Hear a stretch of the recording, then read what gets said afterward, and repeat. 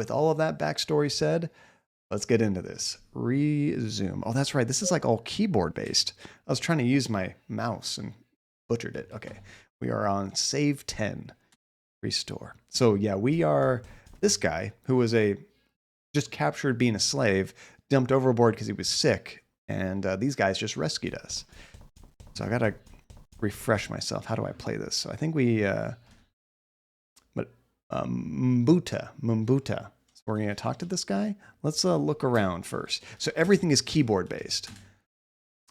The Sea Angel, that's the ship, was a small clipper built for speed. Spider Monkey, you would enjoy this. And the fast delivery of cargo. It was late in the evening, and there were a few crewmen on deck. So I don't know their names. Can I do talk crewmen? Mbuta could not understand the white men's language. Any communication would have to be nonverbal. That makes sense. Maybe we can show him something. And Alex, you got to get going. You'll never know where unless you read the. Oh, I might have missed your previous one. Oh, you're on your phone, Alex, on your way to a flower shop, and you're going to film a new upcoming series. Oh, that's so cool, dude. Good luck on your filming, Alex. Thank you so much for joining us. Oh, yeah. I guess you could point too. That's true. One thing I'm so programmed to use is WASD to move. But obviously you can't do that in this game because you need to use WASD to type. So I have to go back and use the arrow keys to move around. Let's see, look. Boat. A little jolly boat was here, apparently undergoing some repairs. Sailor? There were several crewmen tending to the ship scattered around the deck. Despite the language barrier, Mbuta could tell they were friendly and cordial, which is nice, which is very nice. Oh, thank you so much, Alex. Oh, and there's some barrels here. We should check these out. So I believe you need to be somewhat close to the things you actually interact with. One or two wooden barrels were scattered around for convenient reach. Let's try to open barrel. Mbuta had no means to do so, and it would have been impolite. Oh. But, I mean, that's all you do in adventure games is steal crap, right? I swear, everybody in adventure games is a kleptomaniac. So, just let me be. Let me do my thing. Oh, and can we get bad endings for doing silly things? I believe so, Weebatoom. I know in this game you can die, so there are definitely places we can just lose for either a bad command or not reacting in time. Okay, let's use ladder. I should probably be more specific. Climb down ladder. Mbuta needed to move closer. I'm pretty dang close, game. Okay, there's a button to like automatically type what you did. F3. There we go. Oh, what is that? Does that say O'Malley shipping? Look around. The hold was plunged into almost total darkness, with the memory of the slave ship still recent, and Mbuta was unwilling to venture from the light. All right, so we're not moving too much. We don't eat ladder. Let's look at the box. Crate. A large crate was sitting in the shaft of light, with letters stenciled on that Mbuta did not recognize. It was cheaply made with poor quality nails, and some of the boards looked ready to fall off, so we might be able to open this. Let's see. And how recently did you play this game, Flitchard? I had no idea these games existed until Hasifa actually requested the first in the series. Hey, Bambi, how's it going? How is Destiny? Are you really enjoying it? I haven't played Destiny since it first came out. The first Destiny. Open crate. A strong smell of tea rose from the cracks in the wood, but Mbuta had no interest in the actual contents of the crate. Oh, that's awesome, dude. Man, better than me. My memory is not like a steel trap. Some games I've played many, many times, I can pretty much memorize everything, but if I only play it once, it's like, oh, that was cool. If I don't play it for 5 years, it'll be like a brand new game again. And Platypus, welcome. Glad you can make it. You had your first day of internship and you were exhausted. I bet, dude. But how did it go? Did you enjoy yourself? Do you like your coworkers? Let's see. We don't have any kind of inventory. Can we say grab T? Take T? Search crate. Yeah, he has no interest in those, so I guess we'll just go back up. Fortunately, you can only bring up the most recent one. So let's climb up ladder.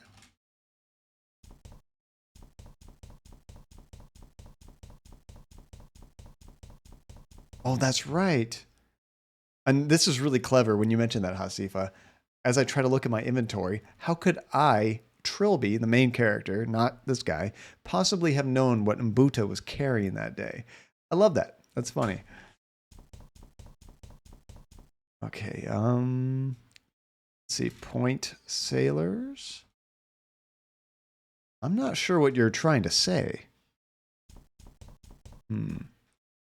Point barrel?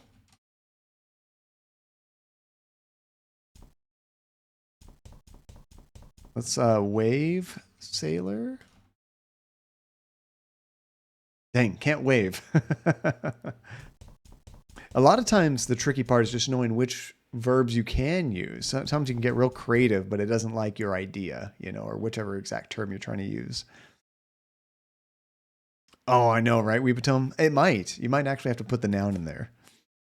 Yeah, I think I might need eat sailor. I might need a little bit better. We definitely need to use motions, I believe, because I know you were saying point, Flitchard. Point water. He always says he doesn't know what we're trying to say. Point mouth, like if we're hungry. I didn't understand the word mouth. Oh, the good call, Flitchard. I kind of forgot that thing. So when we first came on this boat, which is at the end of the previous stream, he said, like, I want to say thanks to these people for rescuing me, so I should carve an idol. So yeah, we would absolutely need wood. I think we already have something to carve with it, maybe? Could we take wood? No, I think the crate downstairs, though, has some loose wood we could probably take. Like, take board, take wood. I'm going to just try climb down. Oh, that does work. Okay. Take wood. The wood of the crate seemed ideal for Mbuta's intentions. He decided to leave it here until he was ready to carve the idol. Okay, so now we need to find something sharp.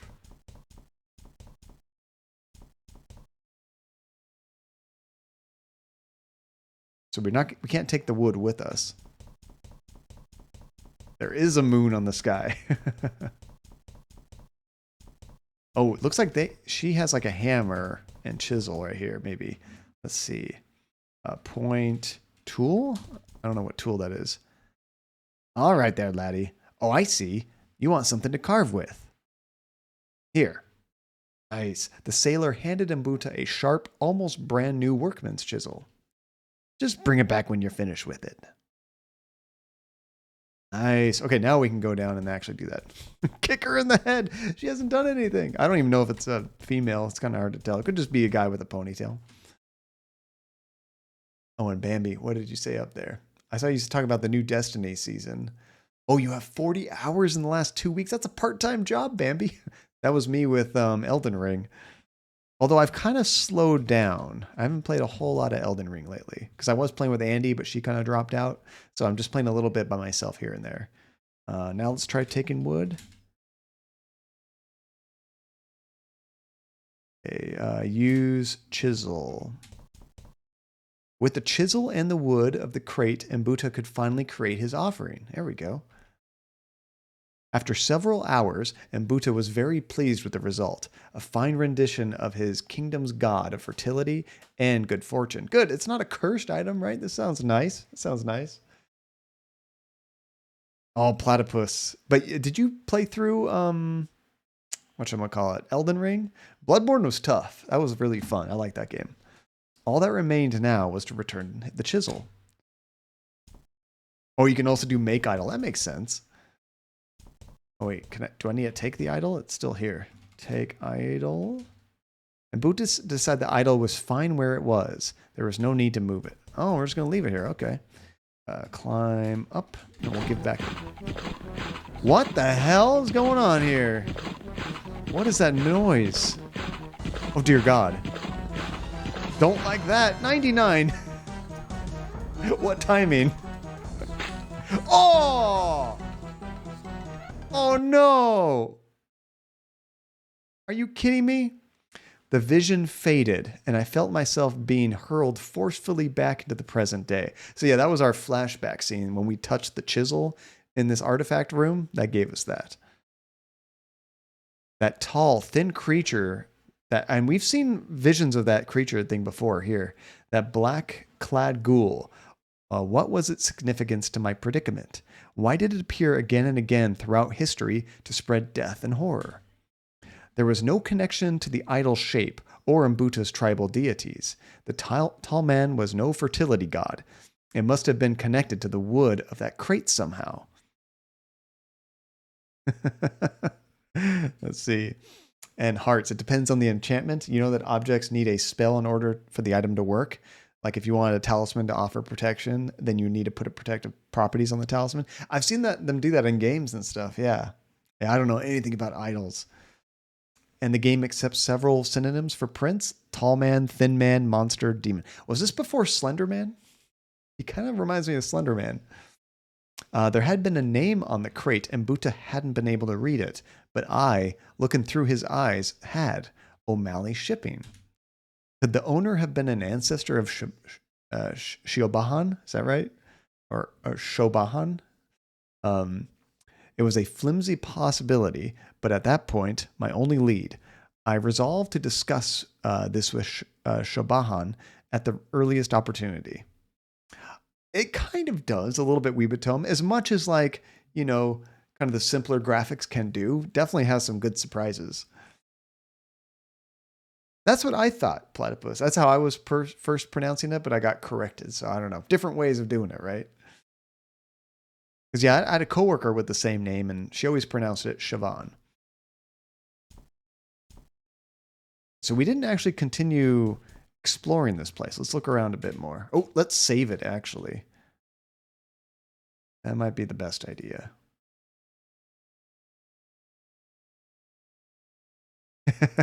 I think you'll survive Weebitome. It's not as gruesome as some of the more modern games. Look around. This is Professor Chahal's antique show was as sparse as its small venue would indicate. A couple of tables were laid out with various trinkets, and a charred rocking chair was the centerpiece. Yeah, this was in the mansion when it burned down. Look, chair. An involuntary shudder went through me as recognition dawned. It was the same chair from the living room in Defoe Manor. That was the place we burned down because it was cursed. The room I had opted to sleep in for those 5 days. Oh, that's creepy. Let me see if I can take the chisel again. When I tried to take it before, we had the flashback. The chisel could provide no more answers. I had other leads to follow now. Oh, I'm going to miss many important hints, Fletchard. Let's see. Is that a bottle right there? Unfortunately, the idol does not seem to be in here. A bottle of Speedy Cola, a brand of highly caffeinated soft drink. The bottle almost full. Someone must have decided it was beyond the limits of their constitution. It's like Jolt Cola or something. Yeah, they said O'Malley Shipping. I remember that. Let's look at the books. A couple of valuable antique books. I recognized one of them from Defoe's Manor library. The others were unknown to me. Can we take a book? I was not in the mood for reading matter. Wait, I was not in the mood for reading matter? It looks like there's like a shield or a coat of arms there.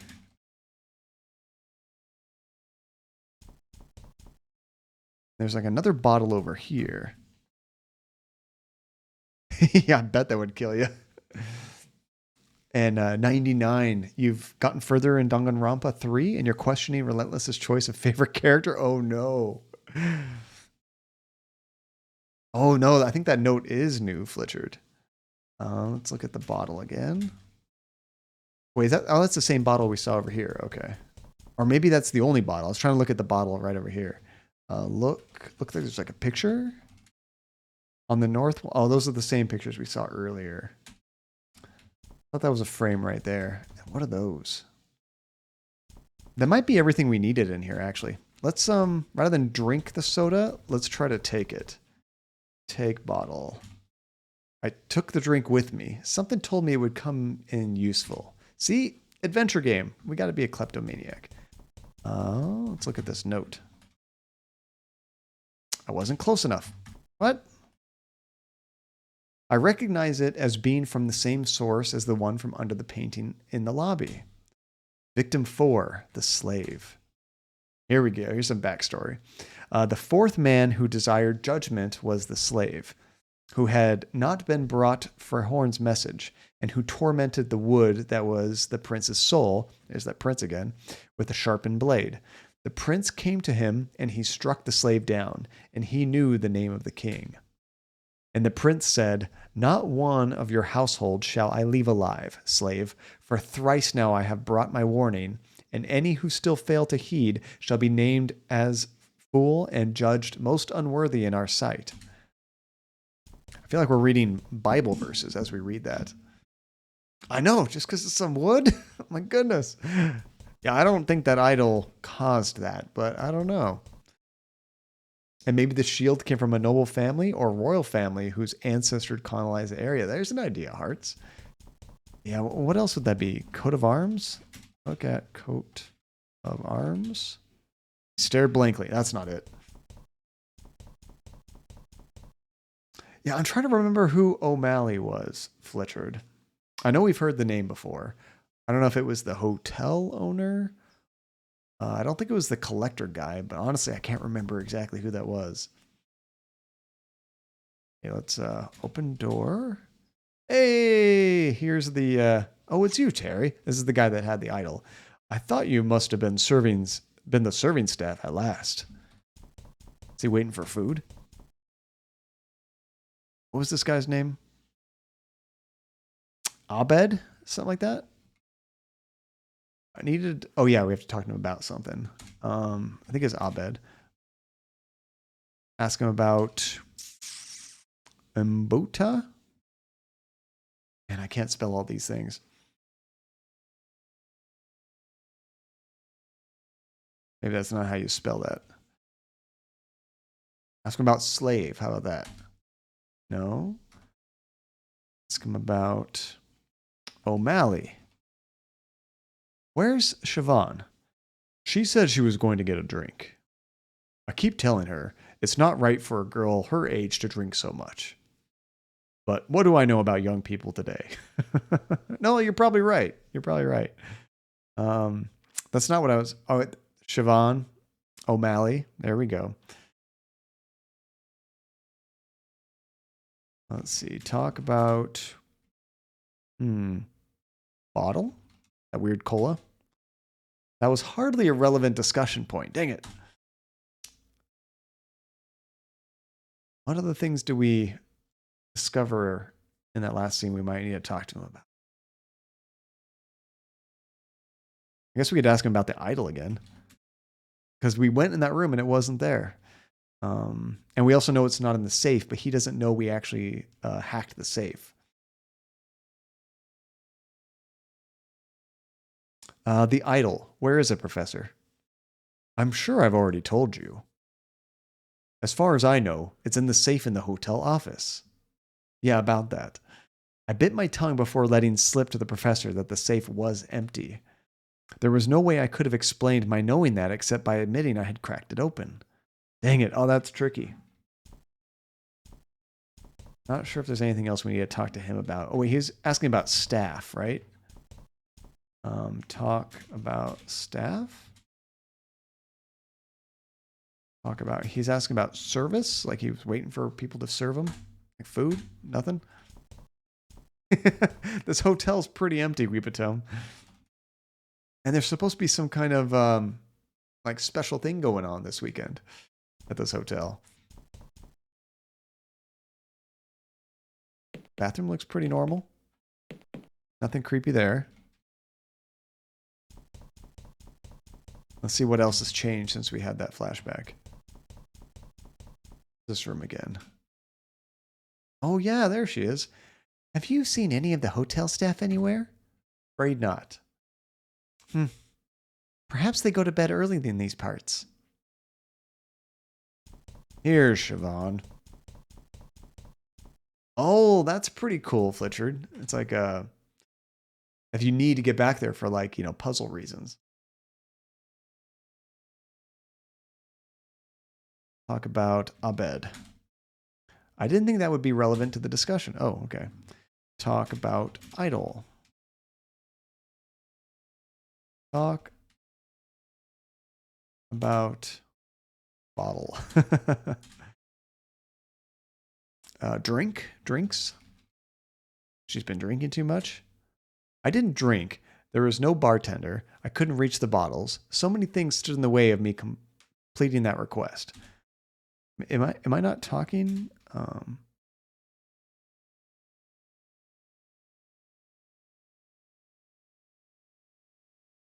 Maybe I have to do that.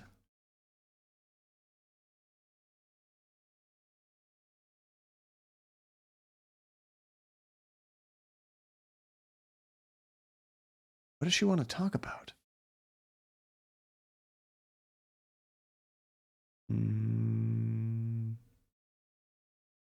Prince. Maybe we can ask about Prince. There we go. Have you seen this monstrous looking man walking around? An absurdly tall, thin man in a black coat with bandaged hands? No. But right now, I'd be pretty glad of any company. Really? How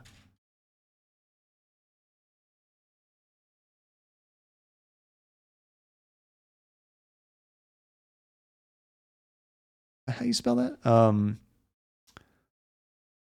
Let's see. Is that how you spell that? How do you spell that name?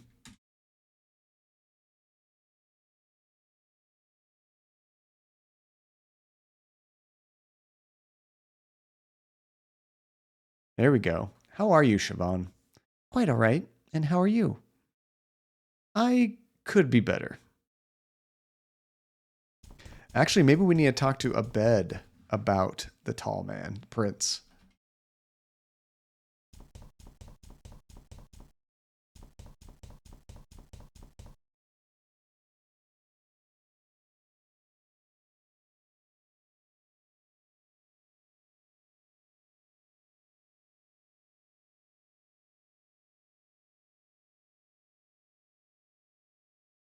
In that case, I might not be using the right syntax. Talk, Abed, about, Abed.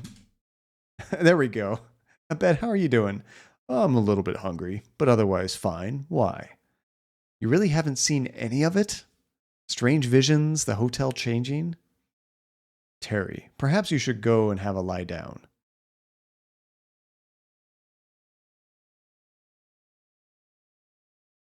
Asking about the hotel. Has the hotel changed at all? What on earth do you mean? I can't seem to find any staff.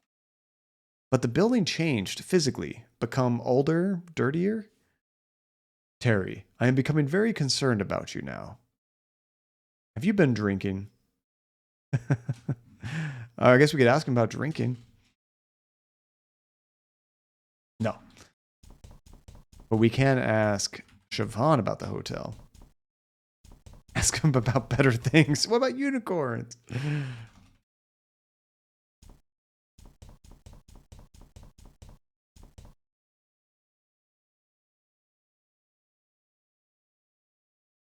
Gotta make sure I got the right syntax. Siobhan, I suspect there may be something dangerous in the hotel. Oh, really? What kind of something?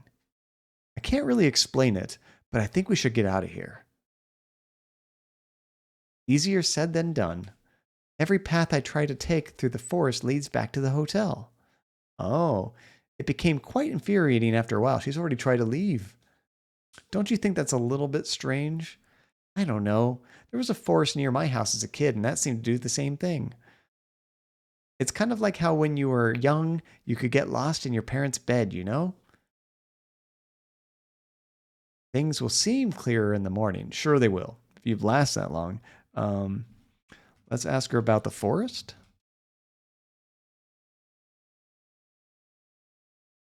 Now, I wonder if you need to ask them something multiple times. Some games you can actually like talk about the same topic more than once to get more details. No, that one seemed to repeat it. I'm blocking the view.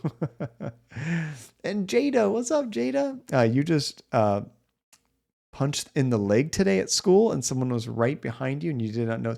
Wait, you punched them or they punched you, Jada? What happened there? Let's see. I always forget to use that command. Oh man, I lost it. Talk Siobhan about hell. Pills? No. Trails of Cold Steel. That's a game, isn't it, Kano? I think I know it, but I haven't actually played it. They punched you, Jada. Are you okay? Did you have to go get checked out or anything? Hopefully it wasn't too bad. How is the professor? Here we go. He looks fine, but I can tell he's getting frustrated. He gets cranky if he goes hungry for too long. Let's see, service? I think that's what Abed called it. That didn't do anything. That was weird. About staff? When was the last time you saw any of the hotel staff? That would be the hotel manager when we checked in. I remember him.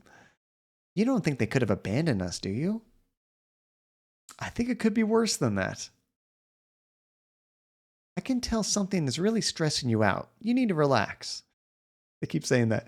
There is nothing in this hotel that can harm us. See? It's perfectly secure. Yeah, I don't know about that. I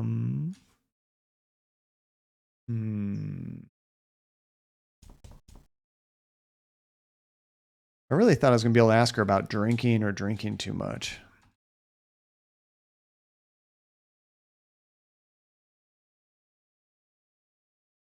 Because, you know, Abed was complaining about that. Oh, no, it's fine, Flittered. Yeah, let me kind of like think it out and try a few options before we go there.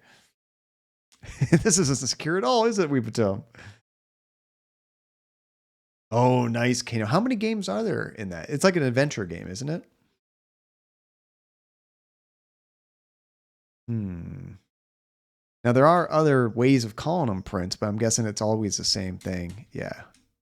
Regardless of which option you say. We asked about the forest. Food? Let's ask a bed as well. Oh, man.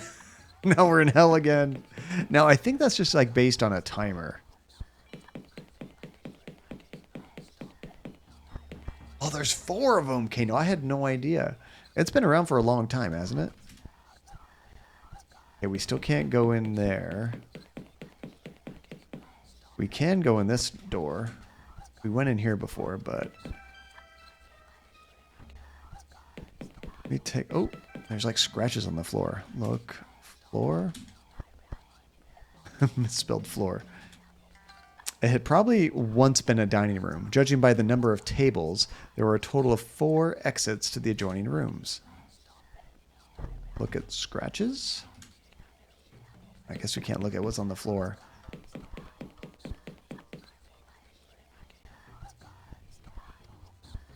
She's still here.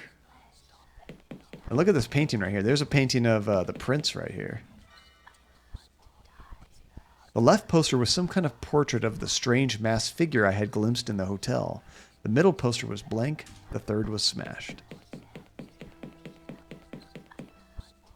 Talk. Let's just look at Siobhan. Is there something wrong with her? Why is she here? I don't think we've ever really seen a lot of people here. Oh, and Jada, these games are pretty short. I think they're usually around 3 or 4 hours.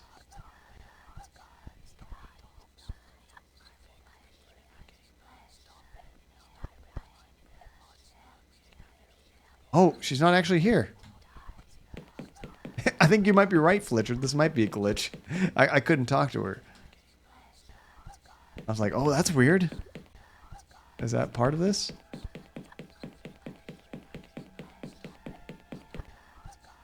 Now, sometimes they make you come to this realm because there's something to do, but I think sometimes it also sends you here just based on, you know, like random time. Like, I think it's a kind of a random thing that happens.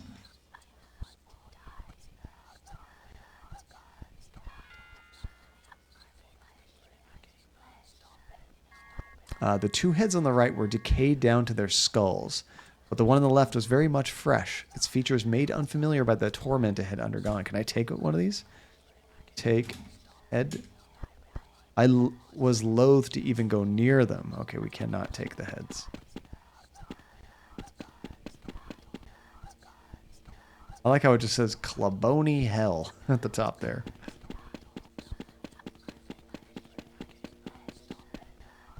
You know, we made it to the backyard of this place behind this fence. I wonder if we can do that in the hell world. I think we just did it in the regular world. Notice you can't really escape this place. It's just like a big 360.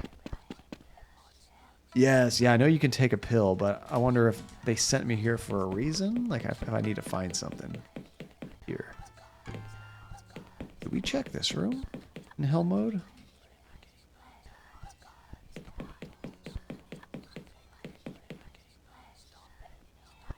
The door appeared to be jammed shut. This came as something of a relief. Okay, we cannot open the safe in this world. That's right.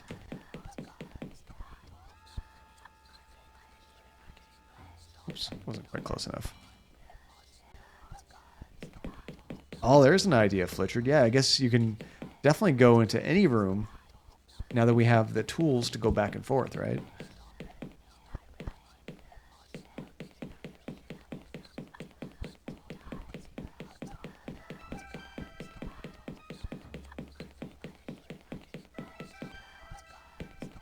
Yeah, we've kind of tried all these different doors. Let's take pill. So when you take a pill, it will send you back to normal once you exit the room.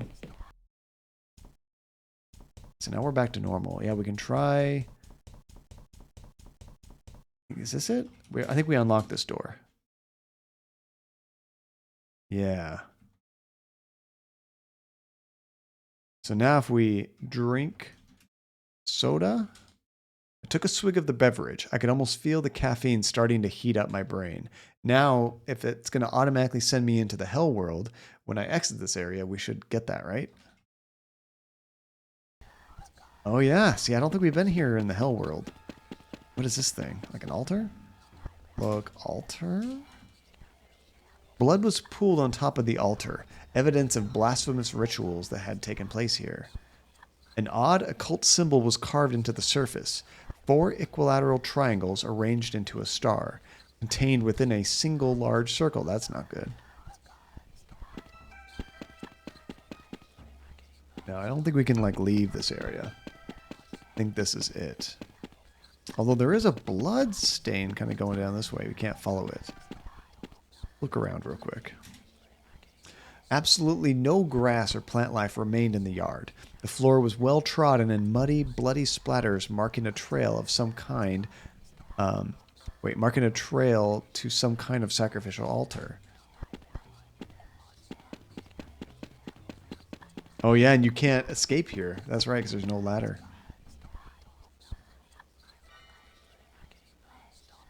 Although I can't even take a pill to get out, can I? Because if I take a pill, it's not going to send me to the new world until I move somewhere, right? Let's check out the fence real quick. There's also a window here. The window, too, had been boarded up by some unknown hand. Can I take that board? Nope.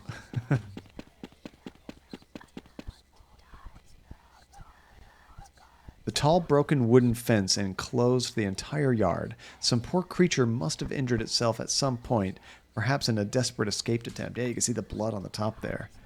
Okay, so if we take a pill... Oh, see, in this area, it happens automatically. Okay, so that is an exception.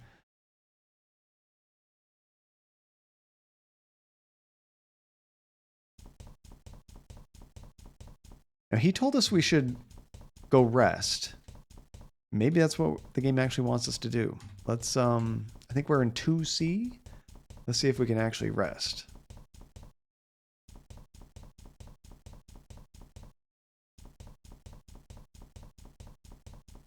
There's a smoke alarm there. We had to use that to get to that door earlier.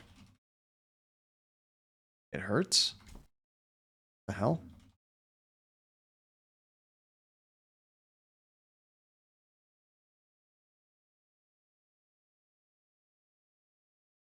It hurts, it hurts, it hurts, it hurts, it hurts. What is going on? I just want to take a nap. The door was locked. Aha! We can do that.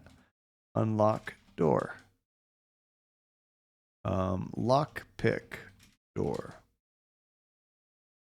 Or is it pick door? I had no business breaking into a room of someone I didn't know. Isn't that our room?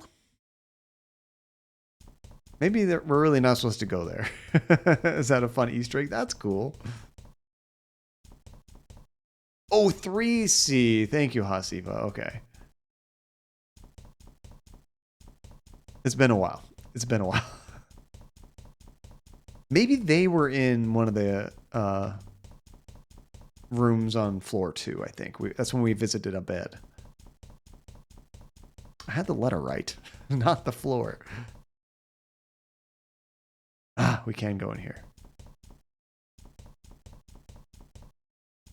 Have I been in here before? I must have. Look at desk. A desk stood opposite the bed. Its only feature was a television. Search desk. And pick that open. Let's turn on the TV. I never liked television, and the events of Defoe Manor gave me cause to like it even less. That's right, there was creepy news things we were watching, huh? Book nightstand? There was a small bedside cabinet serving as the right hand of the bed. A phone sat on top. Oh, use phone. All phone. Use phone 911.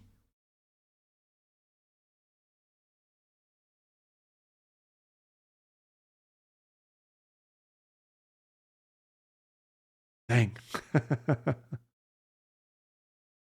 Let's see if we can rest. Use bed. Sleep, bed. Solving the mystery of my predicament was more important than sleep at this time. Okay, so you're not actually supposed to take their advice to rest. Yeah, I think I might need a nudge in the right direction, Flitchard. I probably needed to ask him about something. I just didn't know what exact term they wanted me to ask him.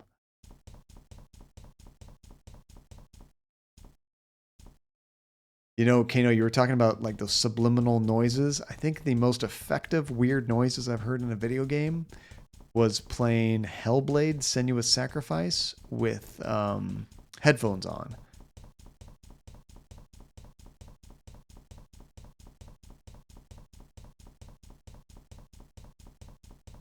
Oh, Crate Flitcher. That makes sense. I was trying to ask her just O'Malley, like the name O'Malley. I was thinking because that's what's kind of keyed us off on some stuff. I thought he would ask about, oh, I saw your name on the crate.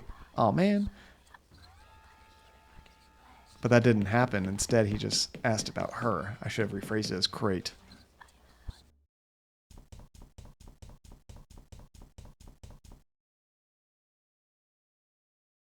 Ask on about crate. Do you know anything about the history of your family? It wouldn't be too much of a history student if I didn't, now would I? I'm researching my family tree as part of my diploma. Hey, there we go. She'll know something. That's ideal. I appreciate this may sound like an odd request, but trust me when I say it's important. Did your family run a shipping company in the late 18th century? That is an odd question. But I do remember reading something about O'Malley shipping. Hey, there we go. I'd have to check my notes. I left them in my book bag. Could you meet me in the room or in my room in about 5 minutes? I'm in 2A next to Abed. Certainly. I'll see you there then. I mean, I'll just go there right now.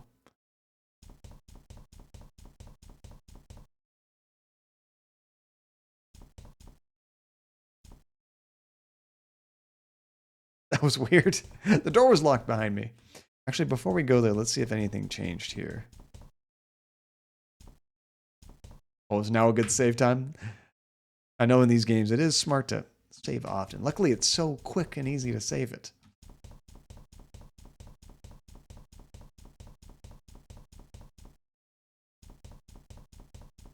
You know, there's like not a whole lot of sound in these games, but it gives the game like a much more kind of eerie sense of dread. You know something's gonna happen.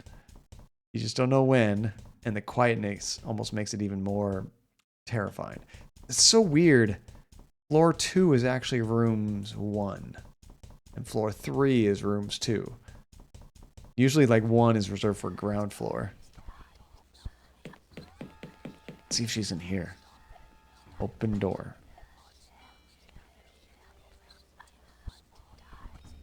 Kick door. Nope. Doesn't like to do that. Oh, is that how they do it in Britain? I had no idea. That makes sense. Let's take a pill again. There we go.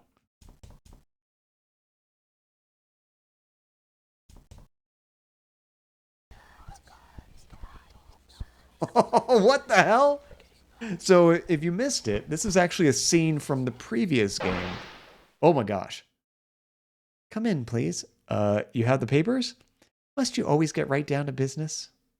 Come and sit down. Let's talk. Uh-oh, what's going on? How are you feeling? We were a little worried about you. I have these moments of illness. What do you want to talk about? Defoe Manor? Oh, it kind of interests me. I was really into the media coverage of the incident at the time. The client of yours, the one who wants the figurine, what does he know about it? Well, he has an interest in the occult, and there's some nonsense story going on about it. Something about the idol being a vessel for an evil ghost. I wasn't really paying attention. Really? I don't remember hearing about that in any of the reports. No, you wouldn't have. It wasn't widely... Have you heard the story that Trilby was in the house? Oh no. He's talking about me? But what's weird is they don't know us as Trilby. We gave a fake name when we came here. And yeah, Fletcher, we're just playing them in the order that they came out. Which is interesting, jumping around in time. That's kind of cool. I could feel cold sweat drooling down my spine. Every fiber of my being was concentrating on not giving any outward signs of alarm as Siobhan spoke of my secret name and my wide-eyed enthusiasm. Oh no. No one believes it, but Simone Taylor insisted it was true right up until, well, you know. She says he saved her from the house. I think it's a little far-fetched. That's exactly what Abed says. He says a ghost is one thing, but throwing Trilby into it just makes it seem silly. Truth be told, I don't think Abed believes in Trilby any more than he does ghosts. He's so grounded in reality. A sensible attitude. Have you always been an antique dealer? Siobhan, please. I came here to talk about... Let me put that another way.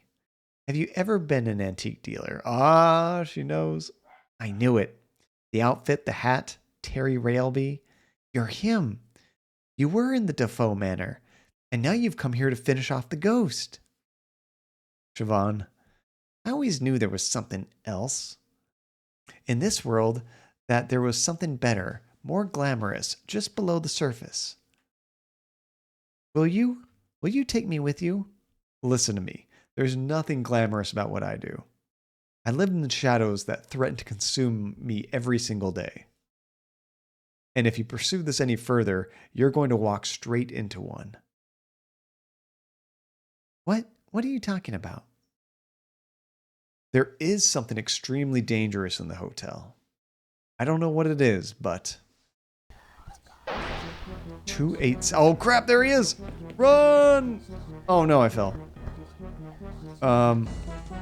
Get up. I tried to push myself up, but the muscles in my arms gave only a quiver of fear in response to my urging. Crap, what do I have in my inventory? Pills, lockpicks, speedy cola, lump of meat. I guess we're throwing meat on them. I was a little too concerned about my predicament to do that. Oh, drink, eat, take pill, take pill. Before he eats us. Oh no, we can't do that. Give meat. Nope. Take cola? Drink soda?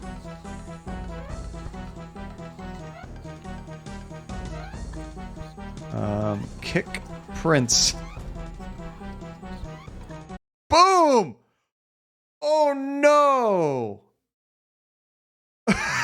That's not good. That's not good at all. Oh dear. Yeah, we're going to jail. Siobhan was out cold, but uninjured. She would probably be safe on her bed while I continued my investigation. You just nap here, Siobhan. You'll be fine. I was so close. Luckily, the game pauses when you're typing, so you're able to like stop it and give yourself time to think. Or if you look at your inventory, which is nice. Oh, Yvonne's backpack. It was a perfectly ordinary student's backpack for carrying books and personal possessions. Open backpack. Under the circumstances, Siobhan probably wouldn't mind. I don't know. I think if someone kicked me unconscious, I would still mind if they searched through my crap. There were a few textbooks, a half-empty water bottle, a large folder marked O'Malley Family History. This, I decided, was my query. I flipped through the pages until I reached the information relevant to the 18th century and read my discoveries out loud. The Liverpool-based O'Malley Shipping Company ran for 3 generations of the family in the mid to late 18th century until the loss of one of the clippers drove the company to bankruptcy. Dang, just losing one ship? The owner at the time, Jacob O'Malley, placed the blame somewhat irrationally on a shipping crate, which family legend alleged to be haunted, and that had been on the ship at the time. The one with the idol on it? There were numerous tales of bizarre events surrounding the crate, and the story of the crate's origin is no less mysterious. It goes that a strange young man came to a carpenter's at the Liverpool dockyards with a very expensive-looking harpsichord, which he insisted be smashed up and the wood used for whatever purpose the carpenter desired. He refused to leave until the instrument had been utterly broken into its components parts in front of his eyes, and the wood sent to be made into crates for O'Malley shipping. Wow, that's very specific. When pressed for his name, the man identified himself as one Jack Freehorn. Oh, flashback time. The Rooms of Jack Freehorn, July 28th, AD 1778.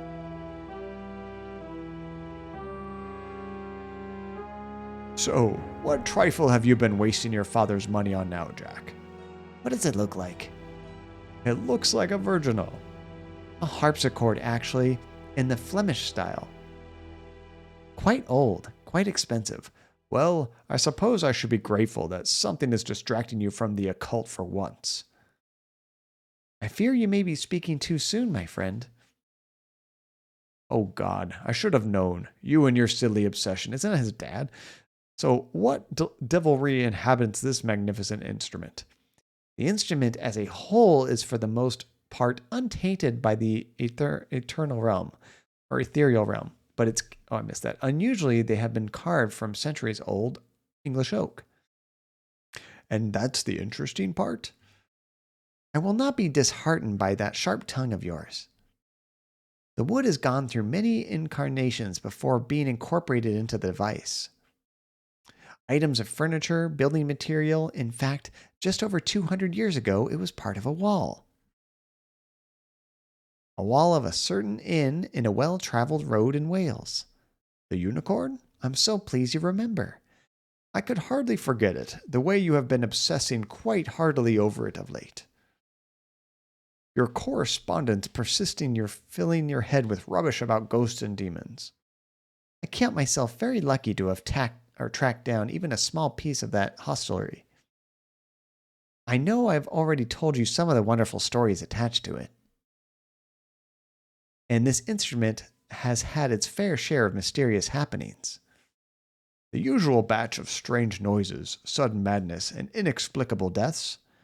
See sense, my friend. This curiosity of yours for all things ungodly has no doubt already befouled your immortal soul. You are a fine fellow, Wilbur, but you have not a drop of romance in your body.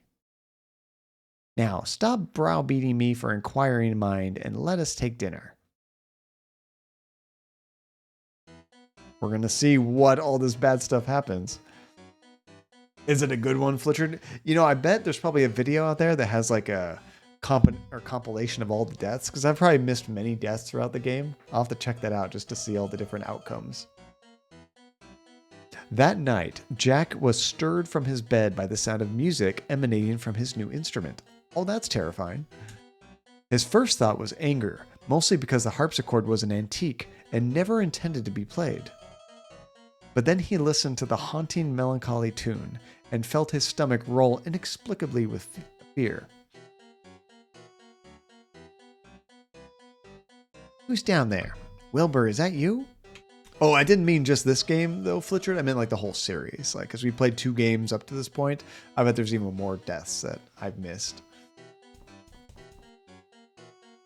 Let's look at our table. Jack's desk was covered untidily with letters, notes, and papers he had been studying lately. A flintlock pistol, given to Jack by his father, lay gathering dust atop a pile of correspondence. Take pistol. Jack took the gun with him to confront the intruder. There we go, that's smart.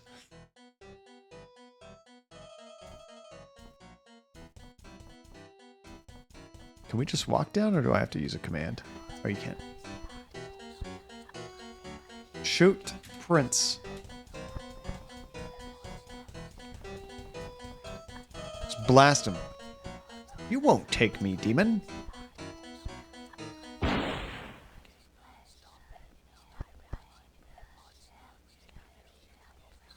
Wilbur? Oh no! Oh God, no. But I could have sworn. You. I know you. You have... Oh God. Please forgive me, your majesty, for my transgressions. I am a worthless, craven fool, not worth a second of your precious time. Oh, this is terrible. I beg you, spare me. I will redeem myself for my offense. I will be yours forever, my body, mind, and soul. Oh, that worked. Thank you, my lord. Thank you. Identified himself as one Jack Freehorn. This may well have been the same Jack Freehorn who went on to form a bizarre religious cult.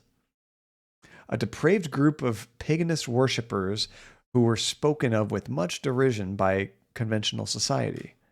With my latest flashback, my knowledge of the history of the cursed wood gained another step. Before the crate, it had been a harpsichord, and then sometime before the harpsichord, it had been part of some kind of hostelry in Wales. An inn called the Unicorn. Why did that ring a bell somewhere in my recent memory? A unicorn. Can't think of what that was. I had definitely, maybe like a picture we saw or something. I had definitely seen something in the Clanbarwin Hotel with that link to the place. But where? Oh, we got another note. Siobhan? Oh, that's weird. Siobhan's gone. Let's see. Open nightstand. That would not have been polite. You just went through her crap in her backpack. What's the difference? Look, note. Victim 3, Freehorn. The third man who desired judgment was Freehorn, who had bought from those who made luxuries with the wood that was the prince's soul. The prince came and struck down the lover of Freehorn, and Freehorn knew the name of the king. And Freehorn said, I know you now, O prince, who was the arrogant man, and I anticipate your wish, and I will devote myself to spreading the teachings you have brought me and the love of our king. And the prince was satisfied, and Freehorn called out all those who would listen, and they formed an order of blessed agonies that would work to redeem the follies of the men of technology. Siobhan is Shagon. Nice. I like those little explanations, like almost like poetry afterwards. Okay, so we have to remember Jack, Freehorn, Harpsichord, Unicorn, just a few talking points. I feel like I need to look at some of those pictures downstairs. One of them might have had the unicorn in it. I can't think of where else we might have seen. Oh, good call, Hasifa. Once we get past one death scene, we should save it again.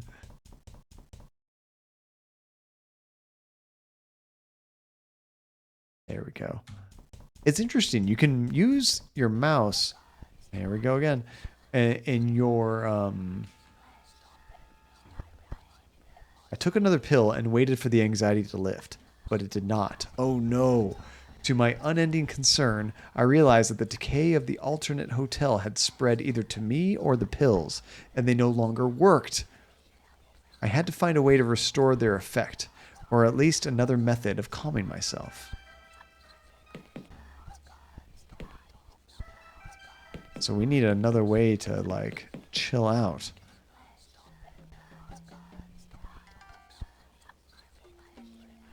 What else do we have in our inventory? Meat. Eat meat. It smelled so foul that I could not even bring myself to raise it to my face. Okay, I didn't think so.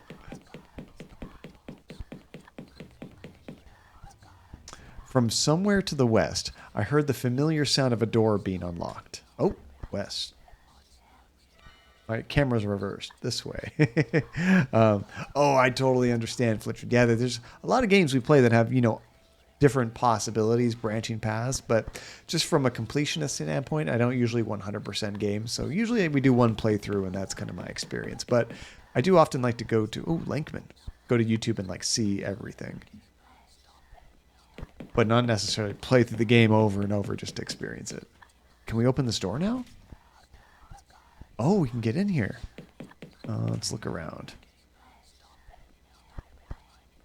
What had once been a kitchen was now some kind of torture room. I found myself wondering whether it was used for extracting information or merely to entertain the alternate hotel's hellish proprietor. Let's look at the body. A horribly tormented soul was still lying on the central counter, limbs arranged oddly from spasms of agony. Look at that. Is that a window? The sole window looked out on an orange-tinted backyard in a state of advanced disrepair. A bunch of knives here. An array of unpleasant-looking utensils hung from the series of hooks, drooling fresh blood down from the wall. Take the knife. I could not bring myself to touch the implements. Okay, we're not taking that. Oh, brutal. Kind of like Kano from Mortal Kombat. I love it. Is that an oven? The oven, the sole remnant of the kitchen's former usage, was stained from the inside with desperate handprints. Speaking of appliances, we finally got our new dishwasher. It was back ordered for months, but it came. Now our entire kitchen matches. So the next thing we want to do is actually paint all the cabinets to look nicer. Let's see if we can open the oven. We cannot open it. Search oven?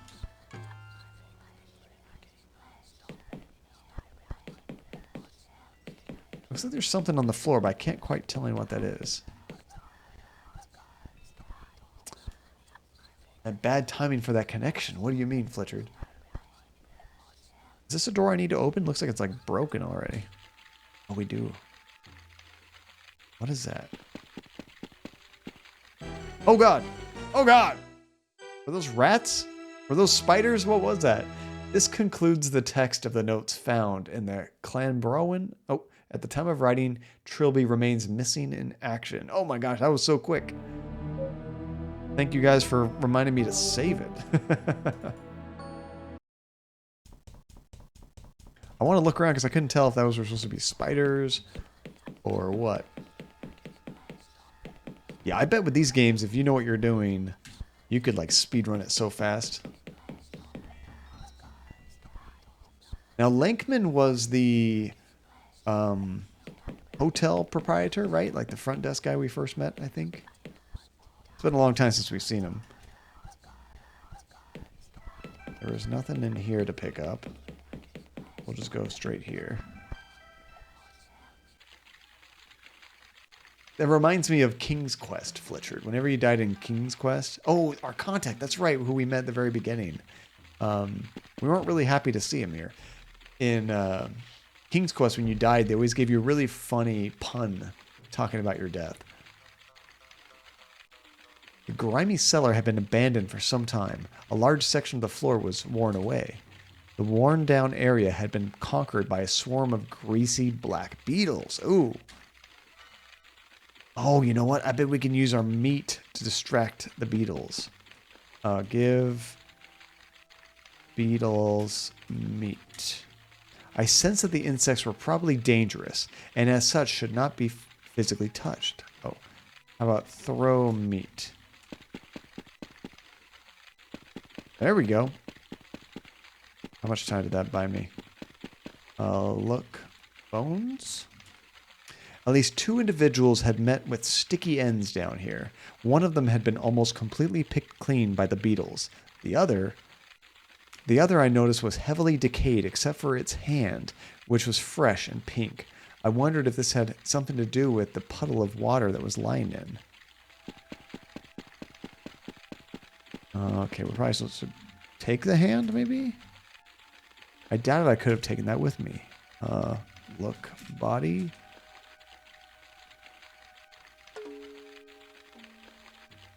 Fresh hand. Let's look at the hand, maybe. No.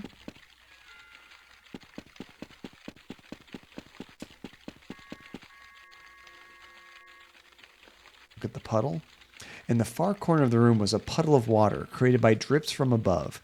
It had a curious color to it, and the drops seemed to glow with their own illumination. The liquid was having a strange effect on the nearby corpse.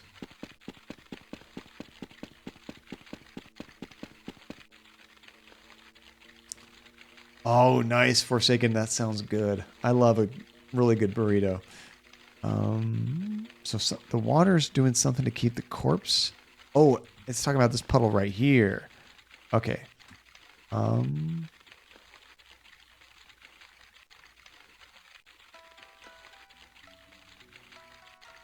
Maybe we're supposed to put something in the puddle. Like, I can't think of why I'd want to do that.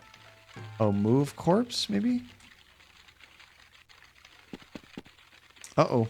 Is there an audio sync issue? Let me know if you guys are also seeing that. Is it with the game or with my voice? Take water? It was almost as if the water had been drawing me to it. Not like a scrabbling thing in my mind, like the chisel in the painting, but more like a beckoning siren. I couldn't help myself. I crouched down and dipped my hand in.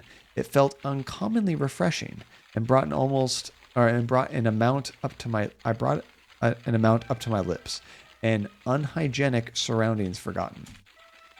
As an unpleasant feeling of simultaneous coolness and warmth spread from my stomach, I realized that the water had some sort of rejuvenating effect. I had no explanation for this, but at the time I didn't care.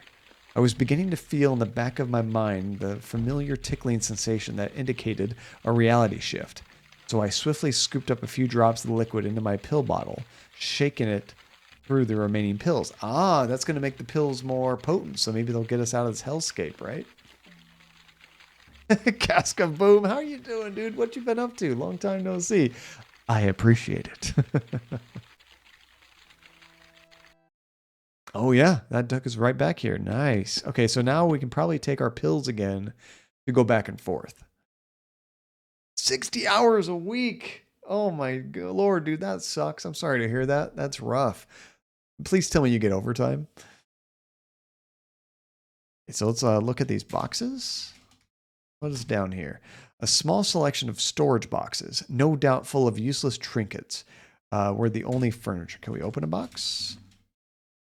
They contained nothing but chipped crockery and old newspapers. I had no interest in them. Unlimited overtime at this point, meaning you get paid for it. That's all I care about. Because anybody can take overtime, even if you work a salary, but then you just don't get paid for it, and that sucks. What is this over here? I guess we should look around first. The hotel cellar was lit up by a single spotlight and seemed almost completely bare, but for some dusty cupboard crates and a wine rack. Oh, it's a wine rack. Look, wine rack.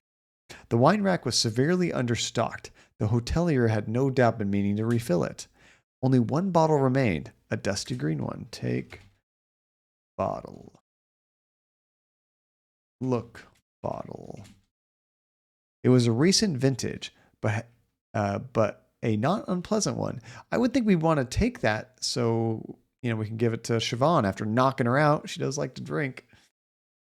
And let's see, Casca, your managers are working so hard, we can stop having to do this overtime. But yeah, they are paying you 1.5. Okay, sweet. That's good to hear, Casca.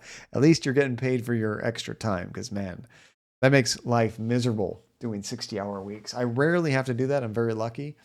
But when I do, I don't get paid for it. So I guess it works out.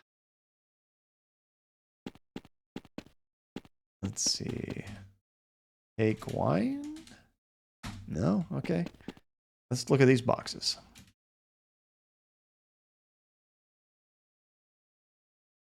Open box. Same as the other ones. Okay. I guess that's it here. Interesting. Oh, but now we're in the kitchen in the real world. We haven't been on this side yet. Let's see if we can take a knife here. I could fathom no use for any of the kitchen implements. Are you kidding me? I can think of a lot of reasons to have a knife. Open fridge. I had no interest in the hotel's food storage. About the oven.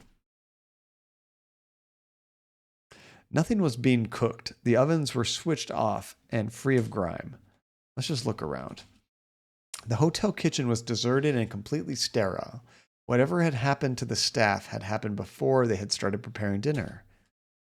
Well, there's another door here, but this looks like it might go outside. The emergency door refused to budge. It appeared to be jammed. Still can't kick him, man. When they're jammed and you're in this terrible situation, that's a good time to just start booting it. Okay, let's see what else has changed. Oh, a bed's gone. Would he be in here? There he is. Oh, Terry, it's you. Have you seen Siobhan? I was about to ask you that. What did you do to the girl? I hope you don't intend to seduce her away from my service. Abed, I need you to understand. You and I and Siobhan are all in critical danger. There is something evil in this hotel, and it's closing in fast. Mr. Railby, I have been over this hotel several times. Apart from us, there is absolutely nothing here. Please keep your fairy stories in the playroom where they belong. You should probably save it. Yeah, that's the thing about overtime, Casca. If you have the free time, you don't need it. You don't have like kids at home and stuff like that to take care of. You can make some bank working a lot of overtime for sure.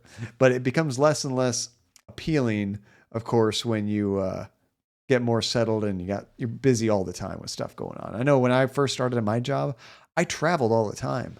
And I loved it. I loved going on trips. I'd get overtime for the, work travel and usually get paid a little bit more in a way because, they pay you for food and the room and stuff. And that was great. I always really liked it. But now I wouldn't be as excited to travel. I got my wife here, the house, the dogs, all that. Okay, we got a few things we can ask Abed about. Let's see if I can remember them all.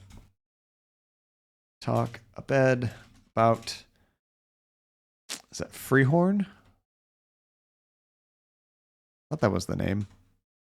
Jack? Jack Freehorn? Ask him about puddle. Ask him about wine. Wait, what did that say? Oh, not a relative discussion point. I guess we could just ask about Siobhan again. Did we tell him we kicked her? When did you last see Siobhan? After you left the dining hall, she popped in for a second to tell me she was meeting with you. So perhaps I should be the one asking you when she was last seen. Not true. Last I saw her was in her room. I turned my back for a second and she was gone.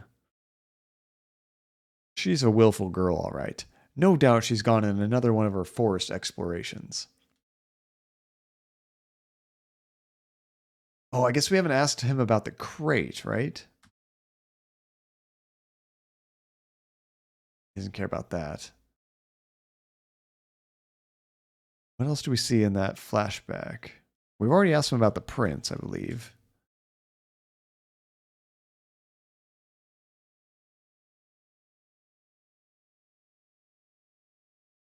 Let's see. Yeah, I can't think of what else we need to talk to him about now. Maybe we mostly need to find Siobhan.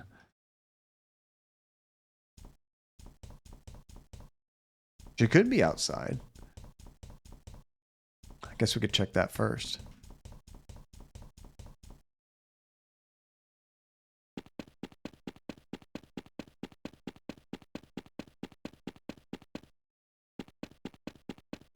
Not like there's many places to go.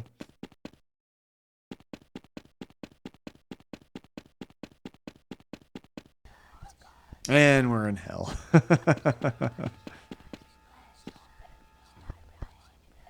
So there is still something I need to ask him right now, Fletcher. Yeah, let's go back there.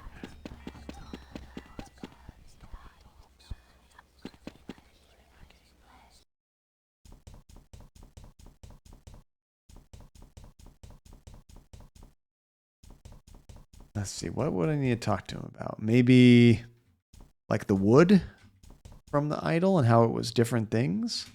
Remember, it was like a harpsichord and a few other things.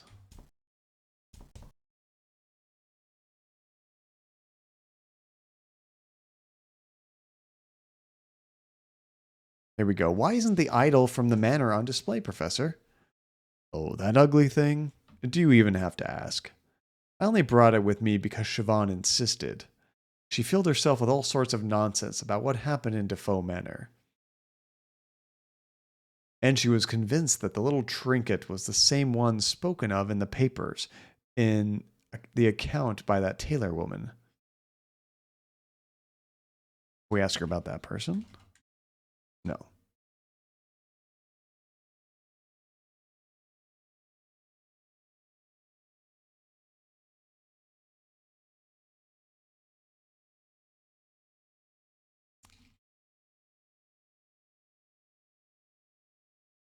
Oh, unicorn. That's right. Do you know anything about an inn called the Unicorn? Ah, you noticed my shingle. I picked it up as a curiosity at an antique fair a couple of years ago. Dates all the way back to the Elizabethan period, from what I understand. But I just can't find a buyer for the damn thing. Don't suppose you have any clients who might go for it? Possibly. Do I have your permission to examine it? Of course. I may have to touch it to assess the texture. By all means do. As long as you're not going to test its strength over your knee or anything. So that's the problem I was having, Flitchard, is I kind of forgot about that thing on the floor. Because, like, I guess I can kind of tell it's like a pixelated unicorn now. I thought it was like a shield or a coat of arms or something. They call it a shingle. So I guess I just didn't know how to address it. An ancient shingle from an establishment called the Unicorn was leaning against one of the tables. You know what? I bet if I look around the room, it would tell me. Could this have been the same unicorn mentioned by Jack Freehorn? The buzzing in my ears that manifested as I inspected the shingle indicated so. You know what we should do? Just in case. Take shingle. The shingle's design was a simple one of a unicorn's head in half profile, painted with average ability on a dark oak backing. As I pressed my fingertips to it, however, the design seemed to extrude from its backing like a hologram and seemed to draw closer until my vision was filled with wood grain and mediocre brushstrokes. I could vaguely detect the professor speaking to me and the very edge of the hearing, but by the time I realized it, it was already gone. Oh, crap. Somewhere in Wales, July 28th, 1581. We keep going further back in time. Always July 28th, though. Owen Somerset, a traveling merchant, was on his way back to his wife and family in London, having concluded some business dealings in Ceredigion? Caught suddenly by a summer storm, he spied an inn by the side of the road and marveled at its good fortune. Faith, 'tis an evil storm that blights the sky tonight. Aye, I must have the Almighty on my side to find myself so close to an inn as it broke out. Aye, perhaps. The innkeeper seemed quite taciturn, but Owen was in a good mood and was determined for it not to leave him. It was probably too late to continue writing, even if the storm cleared. Owen decided to inquire after a room for the night. So ask, I guess, innkeeper about room. What's this guy's name? Look around. I already looked at all that.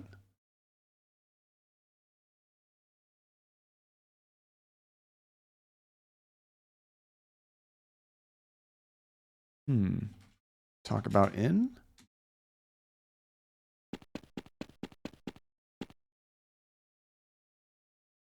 Here we go. I look at the man. The innkeeper was a stout and seemed quite young, but his eyes were haggard and sad, like those of an old man. I only know him as innkeeper. Ask innkeeper. Oh, maybe I misspelled it. About room. There we go. Good evening, sir. Would it be possible to secure a bed for the night? Be a wiser man than I. Go from this place and never return. What? There's a curse upon this inn. I will not have an innocent doomed to the same fate as I.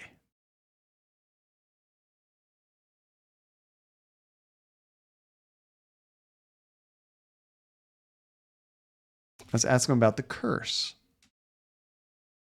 I have plenty of gold to pay for my board. The devil cannot be bought off, my friend. What devil? What is the nature of this curse? This inn was built by my father 20 years ago. From the wood of a fallen oak, he stumbled upon an island north of here. He noticed human bones scattered around, but did not heed them. This inn has been a curse in our bloodline ever since. Madness and death claims those who stay here. This time last year, it claimed my father. Soon I am certain it shall claim me.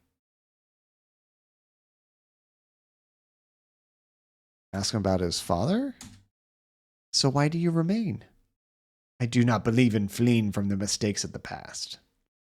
If the Almighty wills that my family must pay for our errors, then this I accept. But I would not see another suffer for our sins.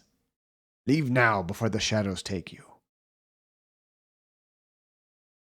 Let's ask the innkeeper about sins.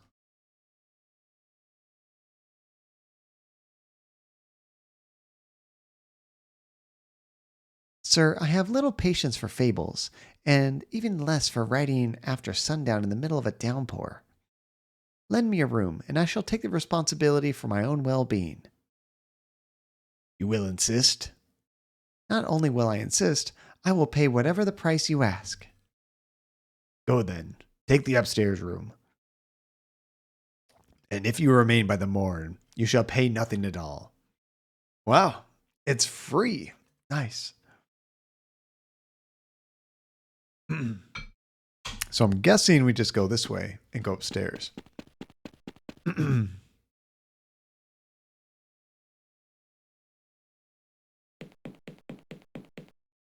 Look around.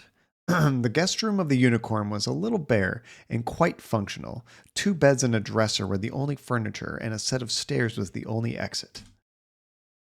Let's see, look. Cabinet. A slightly decorative wooden dresser stood in the corner. Open dresser? It was completely empty. It seemed to be only for show. Sleep in bed. Owen lay himself down, intending only to test the bed's softness, but in his exhaustion, he quickly succumbed to sleep. Yes, 1408. That was a fun movie with Samuel Jackson, and I can't think of that main guy's name, but yeah, that was a fun one. That's like a Stephen King story, I think. What weird dreams do we have here? In the early hours of the morning, something jolted Owen from his slumber. A piercing sound? No. A piercing smell. Oh, crap. It looks like there's a fire. Look. Smoke. Nothing seemed to be burning in the bedroom, so the smoke had to be coming from downstairs. Oh, no. Cusack. That's it. Cusack. I haven't seen him in so long. I don't know if he even acts anymore. Oh, crap. It's like just covering the exit. A blaze had been set before the front door. By whom? The innkeeper?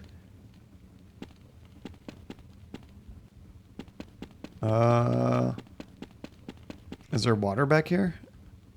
Look. Barrels. A number of ale barrels were visible behind the bar. Maybe we can use that? I don't know if beer is really flammable. It probably doesn't have enough alcohol. Oops. Barrels with 1 L. Owen was not in the mood for alcohol. Okay, let's try this. Put out fire. Owen didn't have anything on hand he could use to put the fire out. What do you even smother it with? Oh, maybe we need to go upstairs and grab a sheet or something. Oh, is he really? That's good to hear. I like that. Take sheet. Owen took the sheet with him, presumably for comfort. No. You're going to try to smother the fire with a flammable sheet.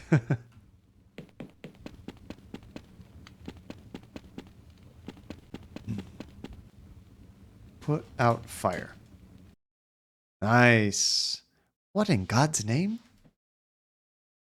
Oh, God. It's him, the innkeeper. What kind of... Who could have... Oh, I knew he was about to appear. Oh, man. Right through the head and out the butt, it looked like. Once again, I returned, disoriented from my vision. I was closing in on the source of the madness. The innkeeper had said that the wood came from a tree on an island. Could that have been the Clansbourne Island? Given what I was seeing, it seemed a valid, if worrying, possibility. Besides that, it seemed I had no other leads. So what would I do? I was determined not to let the trail end there. If there was just a single clue. Well, we got a little clue right here. Look at Trilby. I know you are following a trail. Go to the roof if you wish to proceed. Lankman. Victim 2, innkeeper. This is a double note. The second man who desired judgment was the innkeeper, who had bought the wood of the tree and built from it his house. The prince came to him and his guest, and he struck the innkeeper down, and the innkeeper knew the name of the king. And the prince turned to the innkeeper's guest, and he said, "You I shall not let live, for once before I have made this warning, and still my soul aches with what is done to the wood that is my soul, and I will spare no man who injures me in this way." And the innkeeper's guest knew the name of the king. By knowing the name of the king, that means he done got murdered. That's what that means, essentially. Let's go ahead and save it again. We're going to go to the roof and see if we can't meet our buddy. Is he our buddy? I don't know. It was kind of strange. He just kind of appeared all of a sudden. What is this? Look desk. The reception desk was a cheap pine affair and adorned with papers and materials. A porcelain leg lay upon the desktop. Look, leg. It was a finely crafted porcelain facsimile of a leg. A left leg, I was certain. Take leg. Wasn't close enough. Take leg. I took the leg with me. There we go. Okay, I don't know if we've been to the roof. We've gone to the top level here, but I don't remember having access to a roof. Maybe it was a locked door and now it'll be unlocked.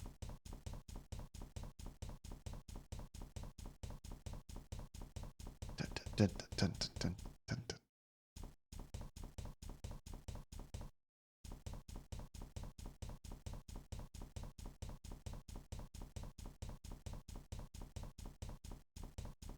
There we go. Yes, I vaguely remember trying this door and it wouldn't budge.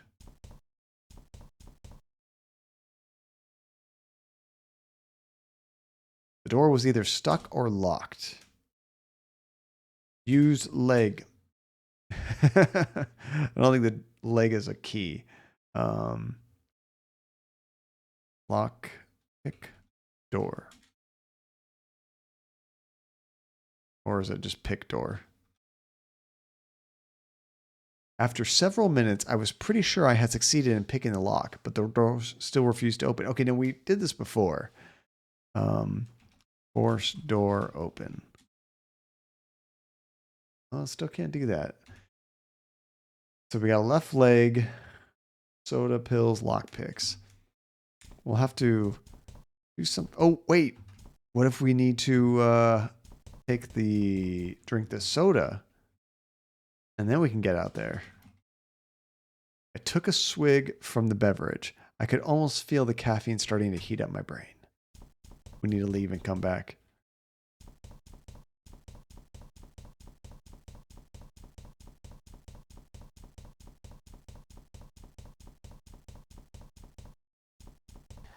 There's hell. Oh, wait. In this world, there wasn't even a door. Oh, but there's a body missing parts. I remember this. Use leg on body. I should probably be more specific. Look, body?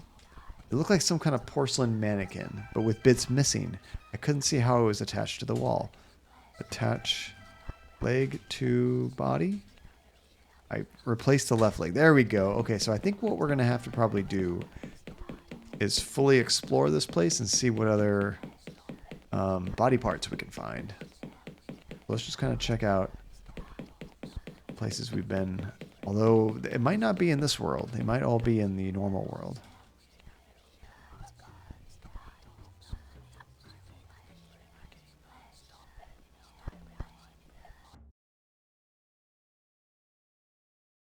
Yep, there's an arm. There we go. I think it's an arm. Yep.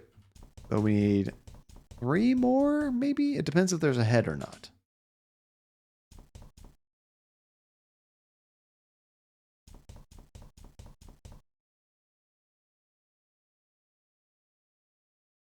Nothing here.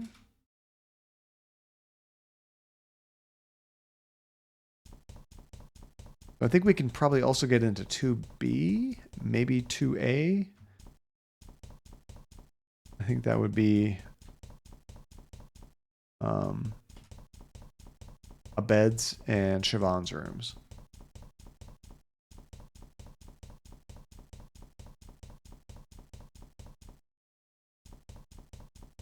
Let's try them. There's Siobhan's, but nothing in here. I think a bed was in 2B. Weren't they like right next to each other?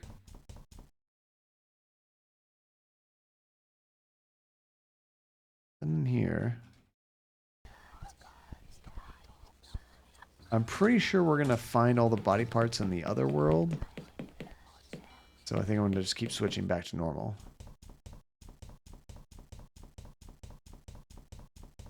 I don't know if there's any rooms on the first floor we got into.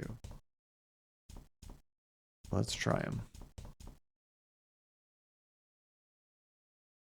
What did it say? Yeah, it just says someone I didn't know. I don't think we did any of these.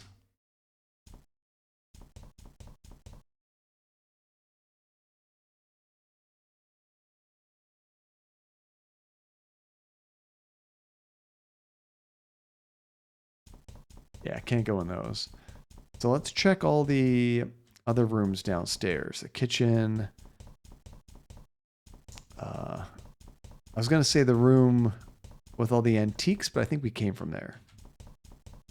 Oh, the safe room? Could be something in there. And then I guess just outside. There's not a terribly large amount of places to visit, which is nice. It doesn't make it overly complicated. Oh, that looks like a leg. With the leg. Wait, is the safe always open? I know we opened it, but yeah, it still says it's empty. I thought we closed it. Okay, maybe only one more body part? Possibly two. Check this room. Hey, it's a bed. You drinking too, a bed?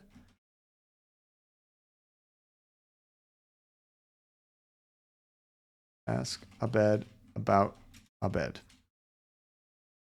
A bed, you're drunk. Don't judge me, Railby. At least I don't blunder about telling people the obvious. And at least I've never kidnapped any innocent girls. What do you mean kidnapped? Ask a bed about kidnap.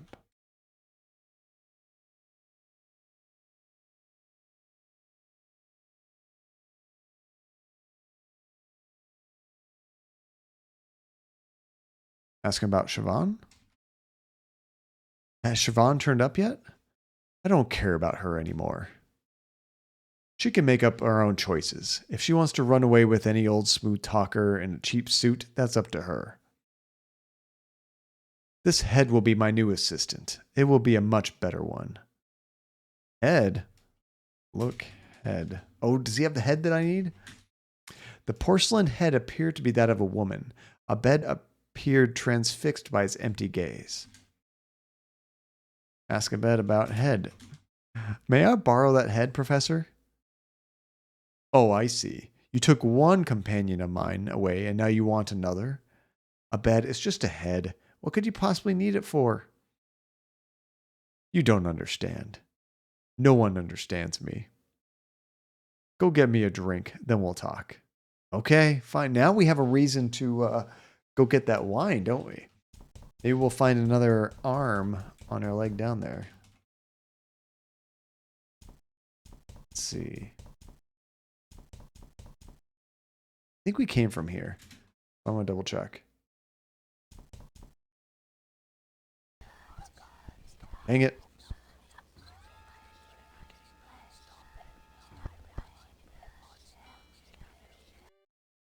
That would really suck if you could run out of pills. Maybe you can, but I kind of doubt it. Okay, yeah, that's where we came from. Check the bathroom. Nothing there. We on a cult. You know, Shuri, it's kind of strange, but we have a common theme of cults on John Cadia streams. I guess it's because we play a lot of creepy games, but often cults, sometimes genitalia. You just never know what you're going to get here. Check this door. And then we'll check downstairs. At the very least, we can grab the wine. I don't see a leg anywhere. Or arm. Or take wine? I took the wine. Perhaps this would appease the drunken professor upstairs. I hope so. Shuri. See, this is it. That's all it was, Shuri. Just a tragedy. This scene is from one of my favorite point-and-click games that we played, called Unavowed. So good. If you like adventure games at all, I highly recommend you check that one out. It's actually a game I want to stream again sometime soon because I enjoyed it so much. And there's actually different things you can do with different characters. So it kind of changes the way the puzzles work. Oh yes, and outside. That's true, Flitch.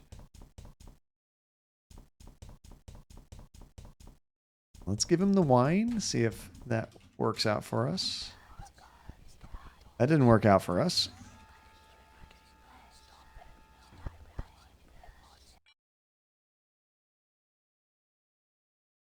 Professor? Where's he gone now? Come on, Professor. I went and go get the wine for you and you ditch me. Okay, well now we'll check outside. We might run into both of them there. But I have a feeling we might have to check the professor's room. And I'm scared he might be dead. There's an arm.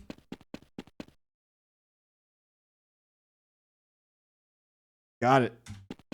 He totally ghosted us. He even asked us for something and then disappeared. That's pretty rude. Oh, Twill, have some good rest. I totally understand that. I know I have work tomorrow, so unfortunately I can't do like a super long stream, but get some good sleep, Twill. Have a good night.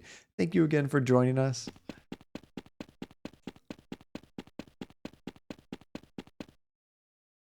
Oh man, if you're like one step away from the door, it does not work. You have to literally run your face right into it for it to register. Oh, let's check back here. I wonder if maybe he came looking for the idol. No. Worth a shot. Dang it.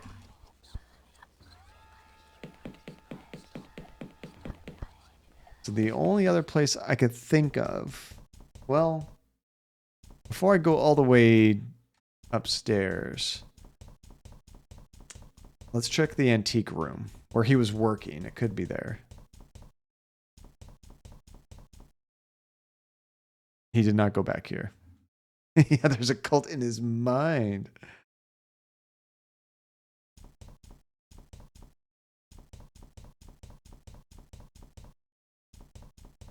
Let me try to exhaust a few options, Flitch, before that.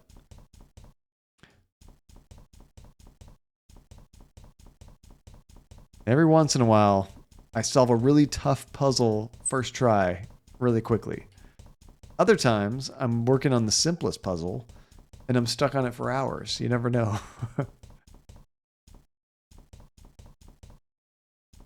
I think he was 2B. He could have gone in Siobhan's room, too. Dang it. How dare you?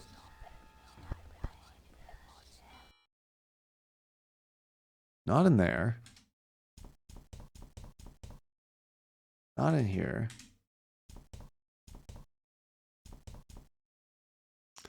Let's see.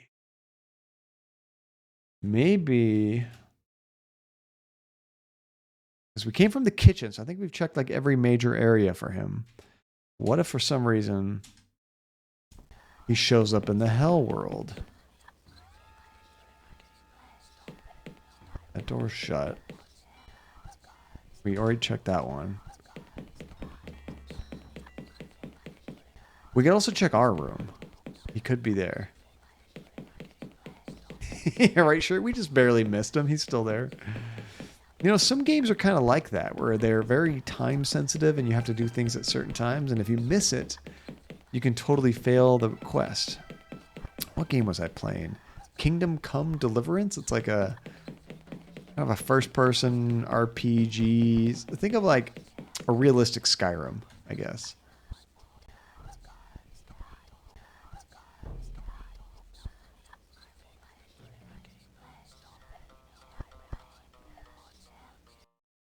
Just want to make sure he wasn't back in our area.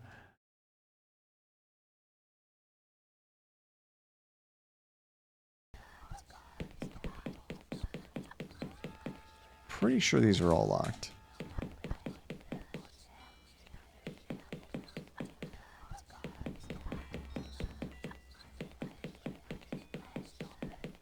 It's not up here. I don't see a reason to put all the body parts on there yet until we get the head.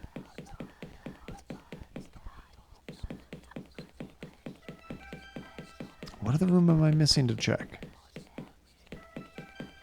We came from the basement, so we looked in the kitchen.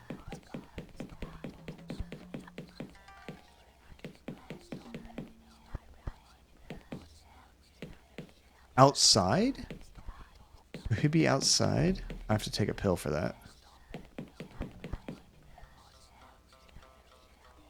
I guess he could have wandered in the backyard. I wouldn't have expected that, but you never know. Are you hiding back here? Nope, not there.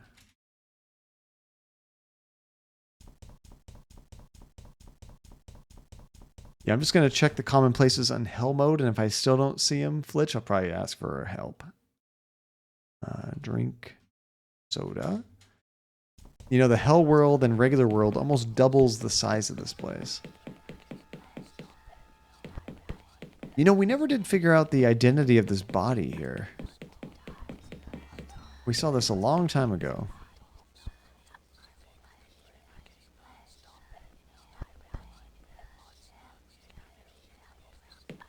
Yeah, we looked through all that stuff.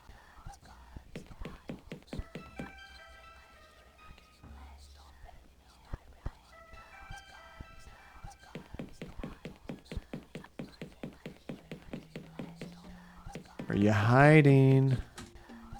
Oh no, he shifted. He was back here, just in the other world.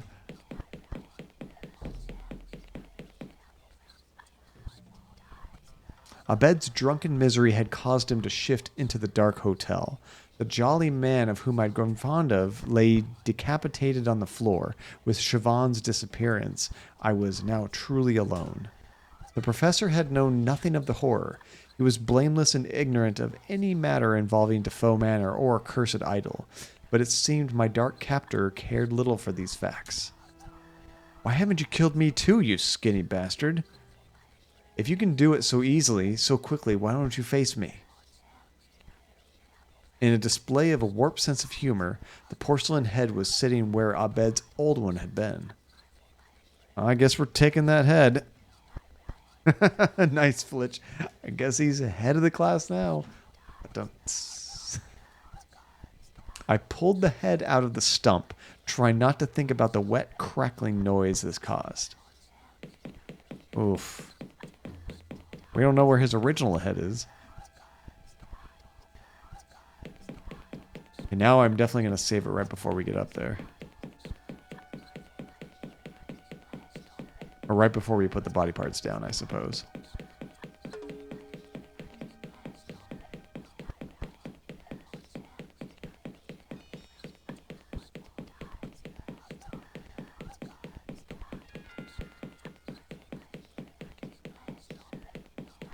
You know, I love this, the sizing of all the areas in this game. It always seems like you move pretty quickly. Except for these staircases. Because you have to kind of go up and down and around to like continue through the stairs. It just feels like this particular area takes a long time to traverse. Okay, let's save it. There we go. Use or attach, I think I use leg to body. Oh, he just does it all. Okay. Replace the head. They're all on there now. The body was intact. For reasons I couldn't explain, I sensed that something had changed back in the real world. What kind of ridiculous locking mechanism is this? Oh, that unlocked the door that was being blocked. Let's go ahead and take a pill.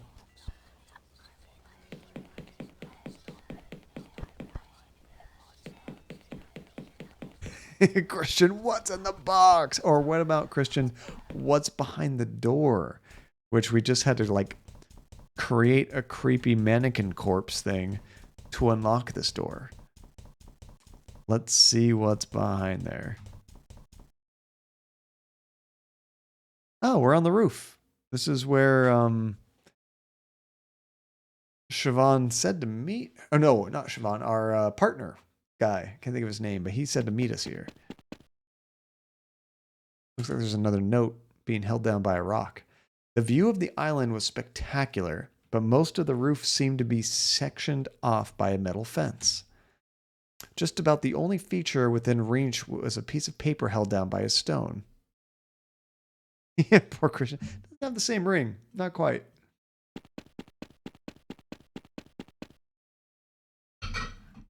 Okay, look at the note. The note seemed like another of Lankman's letters, but for some reason I felt my gaze drawn to the stone. Take stone. Oh god. Oh, here's the flashback for the first murder, huh? Clansborough Island, July 28th, AD 1501.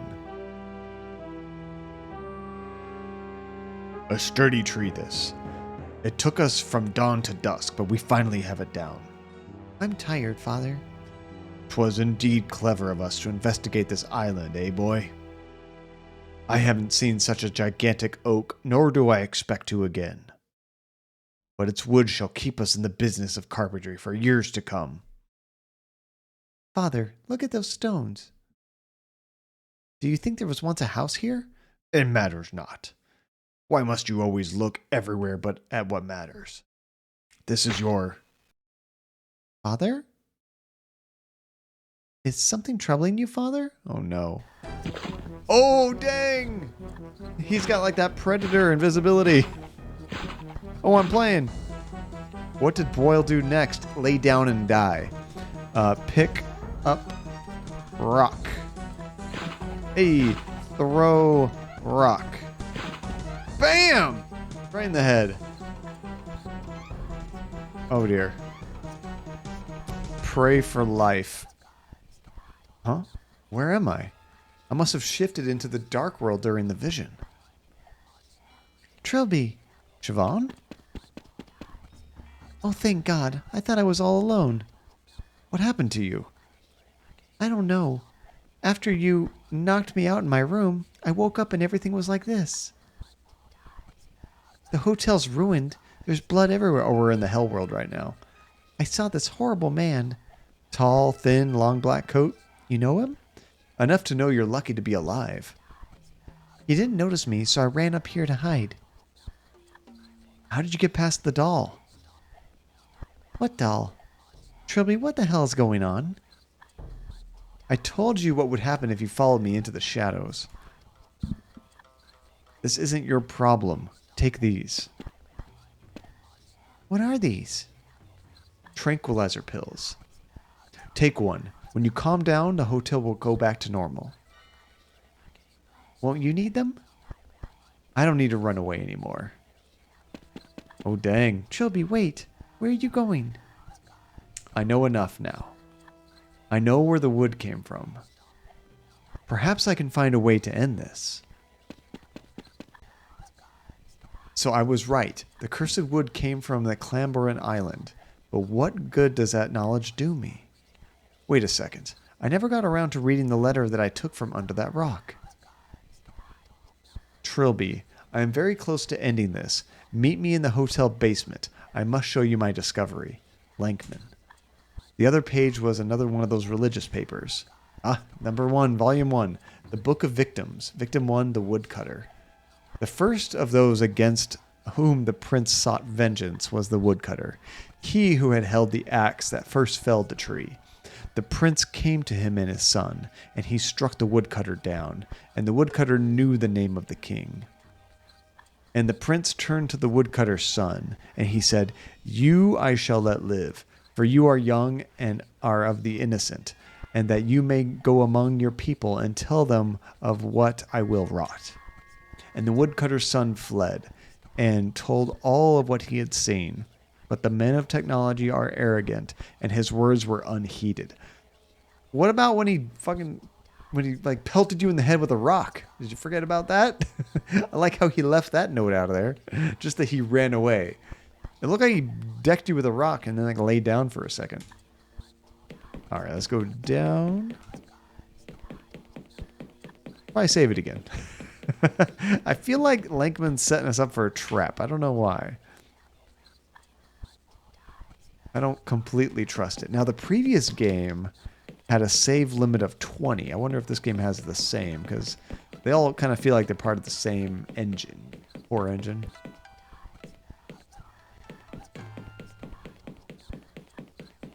Oh, this whispering is so creepy. Did we ever figure out who this first corpse was? I don't remember.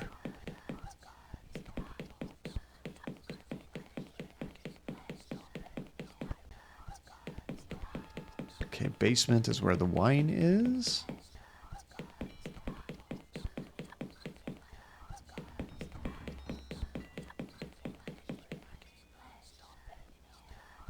Oh, this is the bathroom.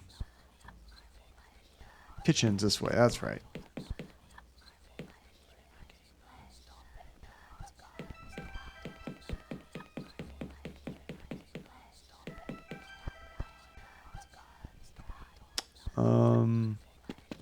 Is there a hole right there? What is that?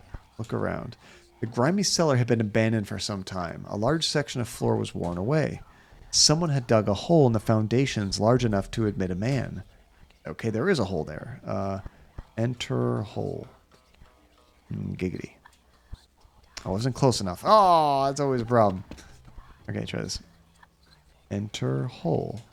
There we go. Oh, wonderful. Oh, what the hell? It keeps blinking back and forth. That's a trap. I feel like it's about to sacrifice us.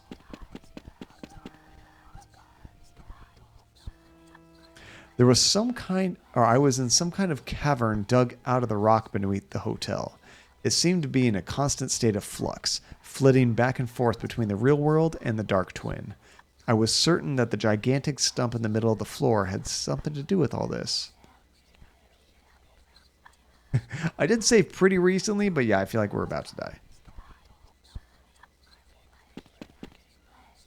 Can I pull that chain? When I see it? Perhaps I should try rephrasing that. Oh, is it back here? Take chain.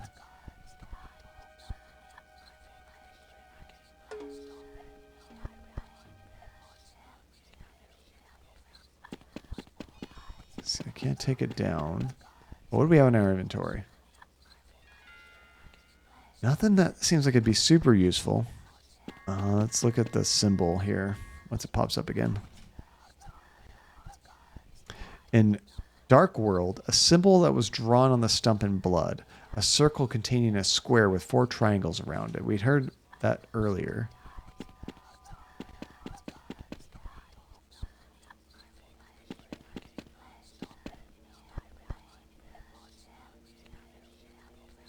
I spotted some chains hanging from the walls that came and went with Dark World. Perhaps the cave had been used for rituals.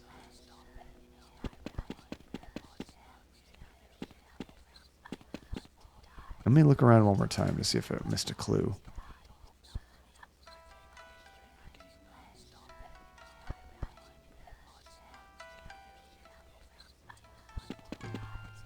If I try to leave, does it let me? Or is it a trap?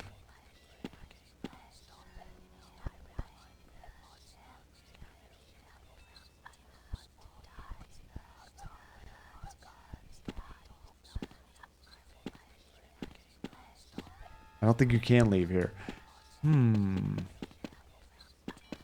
Let's look at the blood, maybe? That's the same message.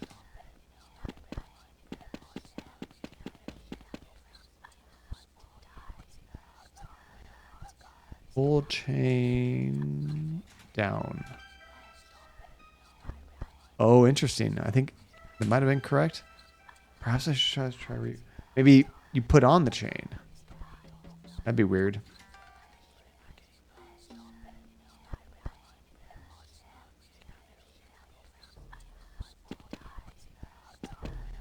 Maybe just use chain?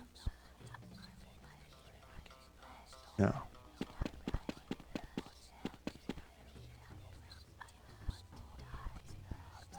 It kind of looks like when I look at it, it kind of looks like a compass, almost like north, south, east, west. I think we've seen it drawn around a few places, though. And we also saw it talk about the 4 triangles in another note that we had read. Use your wine. Use wine on stump.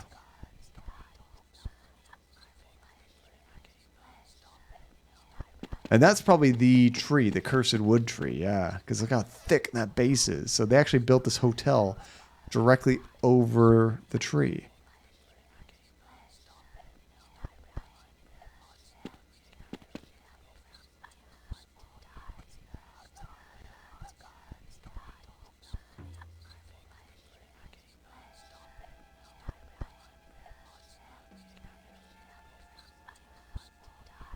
Let's look at the stump. Here we go. This was it, I was certain. The remains of the tree that Boyle and his father cut down. Its wood being later used to construct an inn, a harpsichord, a shipping crate, and an idol. I could feel that same scrambling in my mind that I had felt just before all of my visions. This time, it was the stump itself that seemed to be beckoning me closer. Oh, maybe we should just, like, touch it or something? There we go. Yeah, once you grab onto these things, you get this stuff. This is 55 BC in the Clansburran Peninsula. Cabadath, a Celtic druid, awaits the return of his friend and colleague Galden, who brings news of the invasion of Angelusy by the Roman Saturninus Paulinus. Having fallen out of favor with his fellows for certain radical beliefs and activities, Cabadath lives in solitude in this remote forest clearing and prefers not to travel himself. Cabadath, Galden, what bring news? The foreigners have landed. They could not be deterred by our sorcery. All is lost. Oh, are you certain? They are making their way across the land, eliminating resistance. Even you, out here, will be brought down within days. I'm sorry, Cabadath. Oh, gosh. I accidentally pressed enter. I missed some dialogue there. Cabadath, what is this madness? In my dealings with the ethereal realm, I have learned of many powerful demons and elements. But there is one spoken of only reluctantly, a beast possessing of awesome power. You plan to summon a demon? The most terrible of them all, who strikes fear into those most unflappable creatures I have spoken with. A pain elemental. Indeed, the only pain elemental, ruler of desolate wasteland where none venture. An invulnerable, hugely potent beast that feeds on the agony of others. And today is his day. The day when the boundaries between the realms weaken and he glimpses our world. To bring him through at that point should be simple. Even if you could conjure such a thing, how would you have it defend our land? I have much knowledge in the ways of magic. With the correct bindings, any demon can be forced to my will. I completed the preparations while I waited for your return. All that remains is the summoning. Cabadath, it pains me to see you build your hopes on such nonsense. Be silent and watch. You shall see your nonsense soon enough. In this hall of death, and by the light of Belenus's gift, I summon you. I bring you gifts to mark your path. I feed you with pain. I call you with madness. I summon you with the greatest loss. And I bind you to your true name. So, by the gods, I have reached out to you through the void, Chzo. I command you by your true name. Show yourself. Cabadath, please stop this. Show yourself. Oh, that's creepy. By Tetris, it's huge. It is larger than I anticipated, but Chzo must obey the rules of magic. It is bound. I can command it. Oh, I don't think so. No, it is far more powerful than I thought. Galden, help me. Forgive me, Cabadath. Bye. No, Galden, I beg you. Don't let it take me alive. Oh man, it's just a huge eye. Chzo, of course, has no use for meat. It feeds on pain. It does not kill its prisoners. Cabadath's agony was a particularly rare morsel, and Chzo ensured it would last.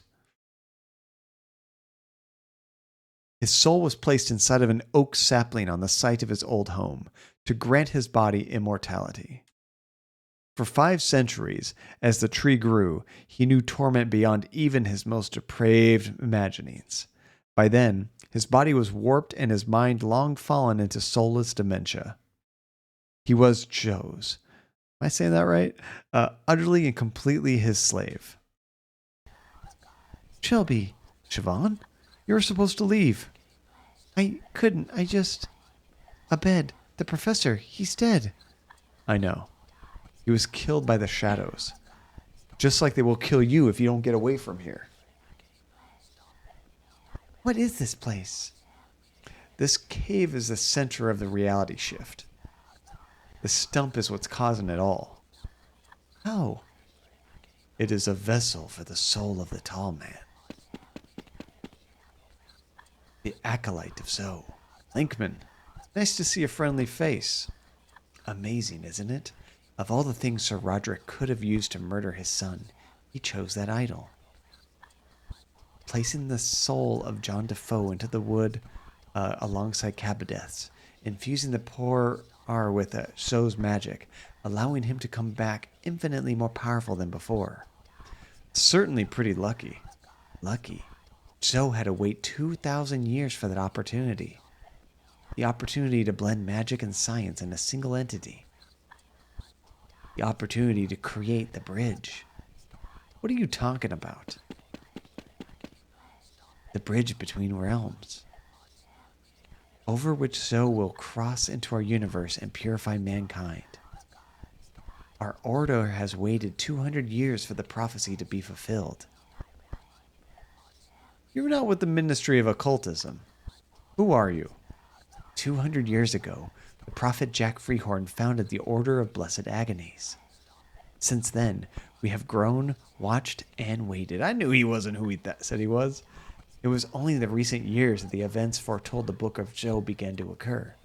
It mentioned John Defoe, and it mentioned you. Me? You were the one prophesied to guide the Bridgekeeper to his destiny. But you didn't finish the job. All three aspects of John Defoe had to be destroyed to create the bridge, body, mind, and soul. You only destroyed his body. His soul and mind remained. Had I known about this, I wouldn't even have done that. That will truly disappoint my superiors. They were quite adamant that I should try to persuade you to join our cause and fulfill your foretold duty. Is that why you were helping me? They thought if I guided you through your visions and showed you the appropriate passages from our holy books, you'd understand that the prophecy is real. You honestly believed I joined some insane cult just because you handed me some leaflets? That's what they do hope for. Personally, no. Oh, we just got stabbed. A knife in my gut brought an explosion of ice-cold agony. I heard the pitter-patter of my blood on the rocky floor. The pain, the surprise, and my exhaustion went together to cause immediate unconsciousness. Oh, man. Are we dead? Oh, no. I awake to find myself splayed upon the stump, blood still slowly leaking from my wound.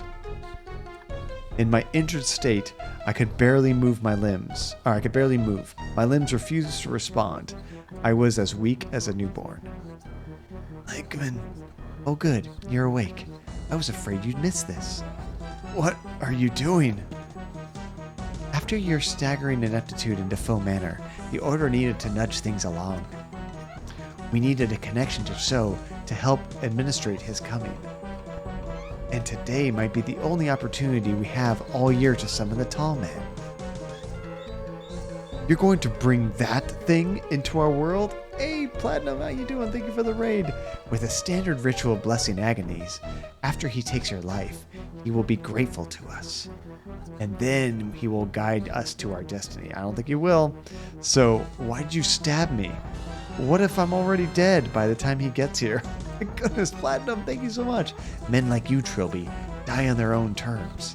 They don't weakly let their life slip away from one measly knife wound. Hush now. Cabadeth is coming. Okay. Got a quick break. Dude, Platinum, how's it going? Thank you so much for the raid. And also, oh, I call on thee, Cabadeth, to the wood for the soul. I call thee from the north. Oh gosh, this game's moving with or without me. And thank you so much for the sub too, man. Hold on, let me finish this up. We're like right at the end. Use soda. Drink soda. I took a swig of the beverage. I could almost feel the caffeine starting to heat my brain. How are we getting out of here? I don't think we can move. I said our limbs hardly move. Grab idle. Take idle. My attempts to move only made things worse. I felt a stab of pain, and something snapped behind my eyes, filling my vision with spots. Oh, it's good to see you though too, man. And you have to go to bed right now, Platinum. I totally understand. Thank you again so much for the raid and the sub. That was crazy. Hope that you enjoyed your stream. Not sure what you're playing. I give you a shout out, but if I tab out of the game, it kind of breaks things. Yeah, we're about to get basically sacrificed right here. Okay, we can't grab the idol. What is that on the floor? Is that our jacket? Grab. Or is that a book?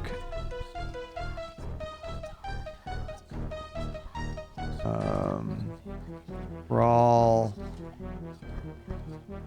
off stump. Move off stump. I was losing blood steadily.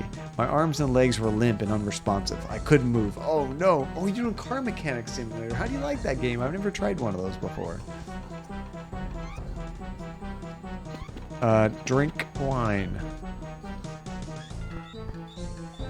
I flatter myself in that I am too much of a professional to drown my sorrows.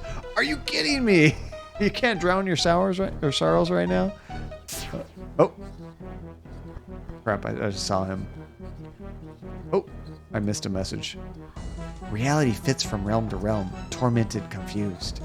End this madness, that we might bring thee to us. Drink more soda.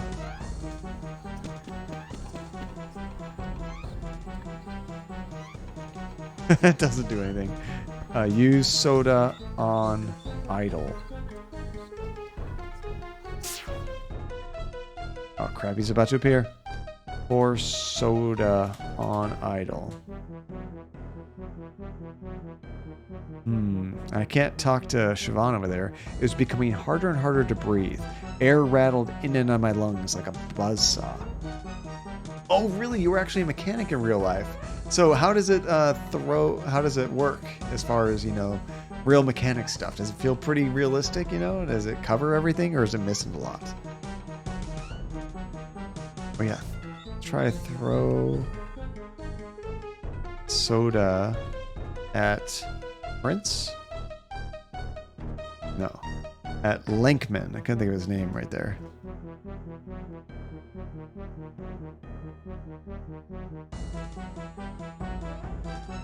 I present thee with the guide, failed in his duty for thee to judge. Stop breathing. If we die, does this thing not work?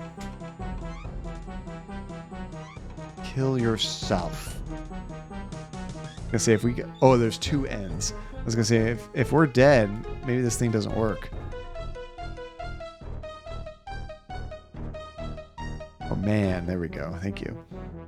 And it is missing quite a bit, but it got the basics down pretty good. That's still impressive. And you're just noticing more missing because you spent so much time as a mechanic. That makes total sense. It's kind of like anytime I see programming in a movie or like a TV show, I'm just like, that's fake. That's not right. That's stupid. I totally understand. I wasn't sure how to. Oh. Kick. Oops. Kick idle. Nope. Oh no, I think I'm too late.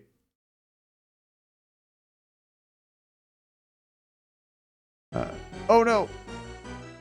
I was looking at my inventory. Nope, that's the end. This concludes the notes found in the Clairbourne Hotel. At the time of writing, Trilby remains missing in action. What else could that have wanted me to do? Luckily, we did a save right before then. I think I might need a good vague hint. So I know we just need to touch this thing.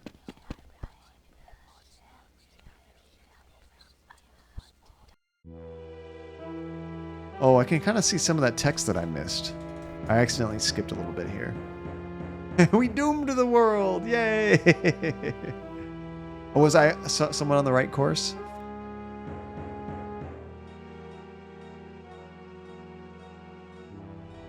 And the great druids of Anglesey bow so easily to a brash foreigner. Do not hang your head in shame. Perhaps the activities for which I was ostracized could yet spell an answer. What are you talking about? Do you know of my dealings with the ethereal realm? Yes, we missed some of this. I know what you claim, that there exists some otherworldly territory populated by demons and creatures of magic. And that you, Cabadeth, can somehow commune with these creatures. Come inside, and I shall explain. Okay, and then we pretty much know the rest of this, so we could skip this.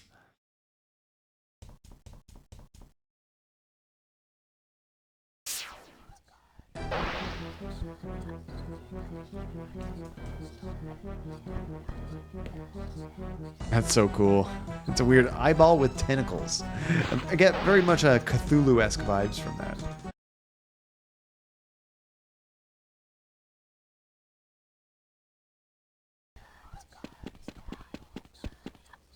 We get to see ourselves get stabbed again. And shank.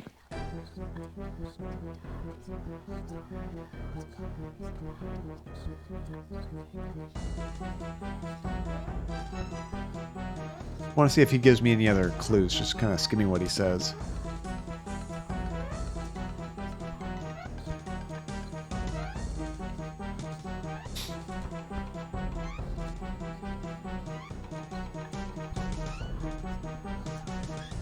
Oh yeah, what if I'm already dead by the time he gets here? And he says, you won't be.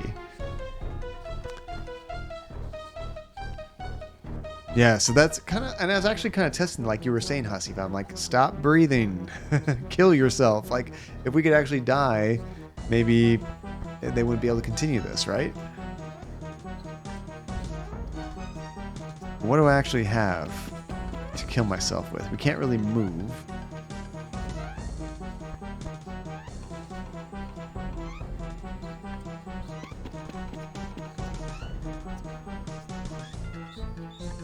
Murder self.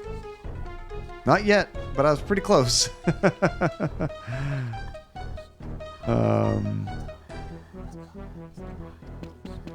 Succumb to death.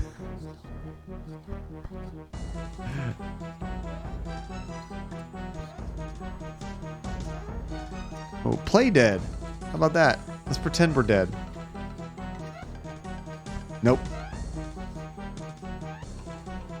Hold breath. No.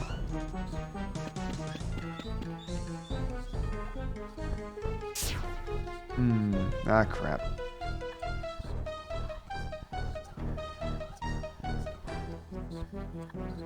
Oh, what if I look around now? It might give me a clue about like the word it's looking for. From my position, I could only see a small portion of the Wavering Cavern. I could see the idol of John Defoe on the stump beside me, and my bodily waistcoat lying discarded in the corner. A bloody waistcoat. With my other senses, I could detect the presence of Siobhan and the redoubtable Linkman. Look, injury?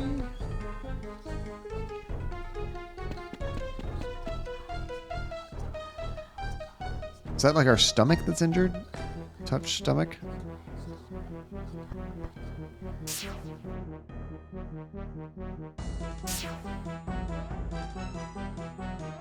Look, insides.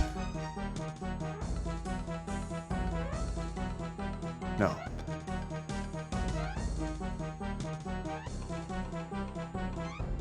Look at wound? No. Oh yeah, I definitely tried doing that. Flitch. I tried taking the idol. I thought maybe I could do something with that, but we can't move.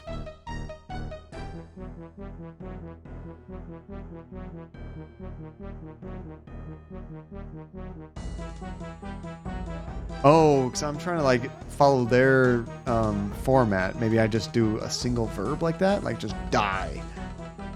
And it's still not just yet. You're pretty close. Dead. Sleep.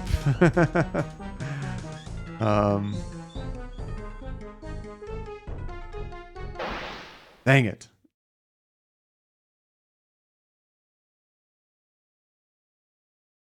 We don't actually get to see what he does to us, unfortunately.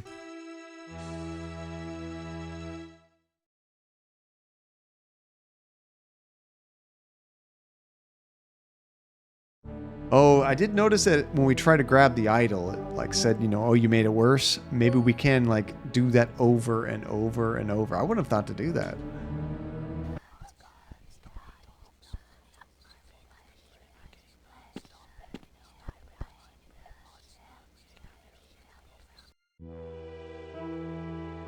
I don't think there's a quicker way. I guess holding spacebar might be the fastest.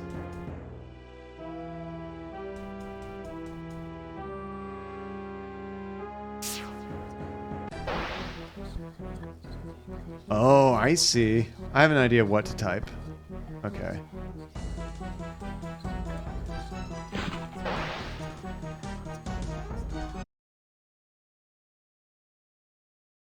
Speed running.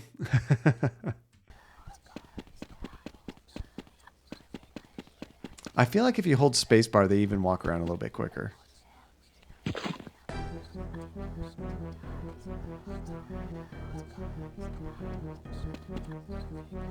Okay, so I want to try. Just give up. Nope, that might have made sense in another time and place, but not then. Okay, let's try the grab idol again. Or take idol, because that's what really hurt us. Oh yeah, maybe we can save it right now. Good call. We'll create a new one just in case.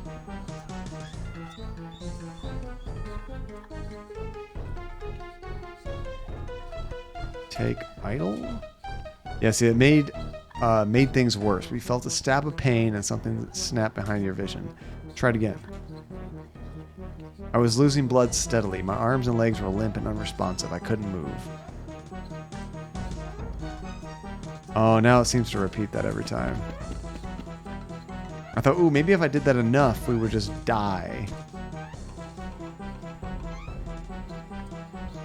Oh, could we actually talk to Linkman? I didn't even think about doing that at this point in time.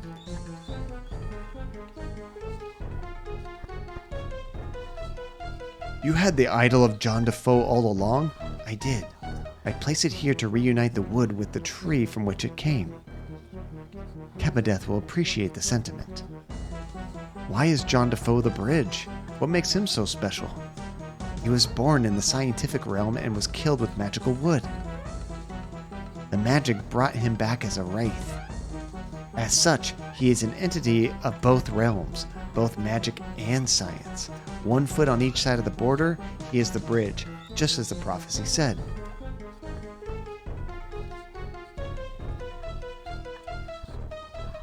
Oh, the pain was now replaced with an ice-cold numbness that was spreading fast.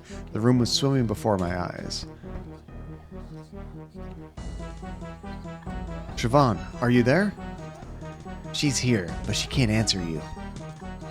She has nothing to do with this, Linkman. Let her go. On the contrary, it is important that all 3 of us be here.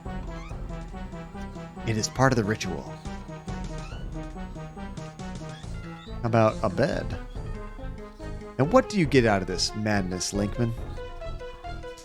I am a member of the Order of the Blessed Agonies. Their will is my will. Linkman, I work for the government. We can help you. Let us go, and we can protect you from the Order. You have entirely the wrong impression. I love the Order, and this task they have given me is my greatest honor. A thief such as yourself could never understand such devotion. Ask him about the prince. Oops. Helps if you spell it right. Why are you summoning the tall man? What possible use could he be to you? You've been experiencing flashbacks, I know. You saw Kebadeth's attempt to summon Chzo, right? I saw that he failed quite drastically. He assumed our lord could be summoned with any old basic demon summoning rite. But Chzo is far greater and more powerful than his rivals. He is very nearly a god of pain, a pain elemental. It takes a great amount of magic and much more complex ritual to summon such as he. We do not know it, but the tall man does. He will guide us and teach us.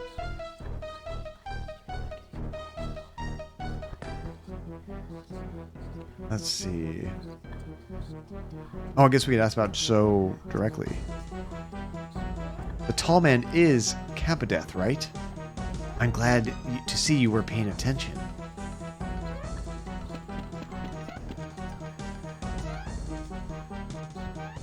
Let's see. What does the prophecy say about me? The Book of Chzo prophesies the creation of John Defoe the Wraith. It states that when his body, mind, and soul are destroyed in conjunction, the bridge between the realms will be created. It also states that you are supposed to guide the process. But we can expect one or two inaccuracies in a prophecy written so long ago. Let's ask about the prophecy.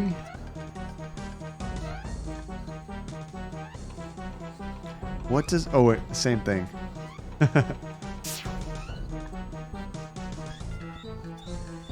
Oh, there we go. It was becoming harder and harder to breathe. Air rattled in and out of my lungs like a buzzsaw.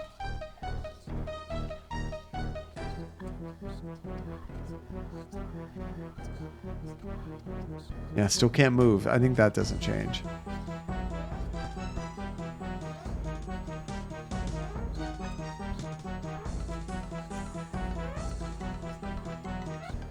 Who else could we ask him about? Or what else could we ask him about? Unicorn? I was unable to speak. Is that just because I didn't use the right term?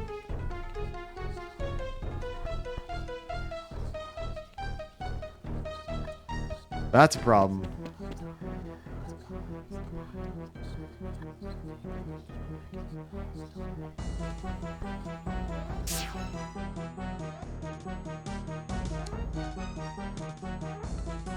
I can't move, I can't speak. Now maybe we can give up. I couldn't do that just then. Oh, we're not there yet. Or die. I died.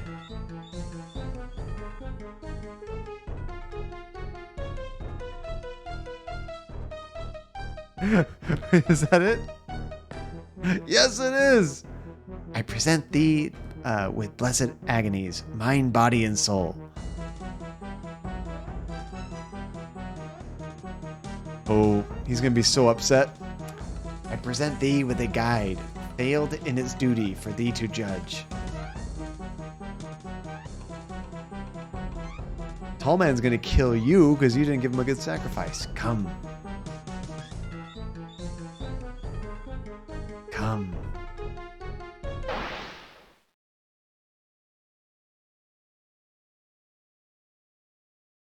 He's just like, what the hell is this?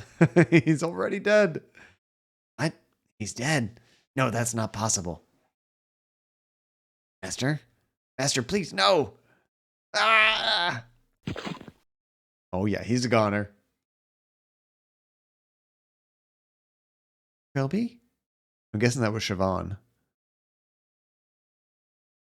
No, go back, Trilby. Leave me alone. I'm dead. Not yet. Not fully. Your mind and soul are drifting apart from your body. With enough power, there is still time to pull them back. But you must have the will to return. Forget it. I've had enough. I did the assignments. I made myself useful. I lived up to the reputation Defoe Manor gave me. Today, I gave everything I could. And I still died. There is still work to be done. You have not completed your duty. I'm sick of duty. I'm sick of prophecy. Just let me sleep. Stronger men than you have tried to fight destiny. None succeed. Past, present, and future are all different faces of the same die, and if few can see them all at once. But I can, and the future demands that you live. Return now. I have marked the path. Please, just let it end. Pleading to me is useless. I am just a prisoner of fate as you. The future your actions are destined to bring about has already taken place. Without your part, I would not be here to restore you to life. So you see, by my mere presence, your decision is already made. Who are you? A murderer and a madman and a puppet of forces neither of us could possibly comprehend. Oh, that's cool. It's like we're in a hospital. What do they call that? Is that EKG or whatever? Trilby, say something. What? You're alive. Oh God, I didn't even know if I was doing it properly. But I did it. You're alive. Where's Linkman? That tall man took him. He did something horrible to him. And then he took him away. Where's my waistcoat? Shh, don't talk. I've already called for an ambulance. Let's get you back upstairs. Wait. See that wooden idol? Yes? Bring it with us. Wrap it up tightly in clothes and bring it with us. Don't let it touch your bare skin. Okay. Oh no.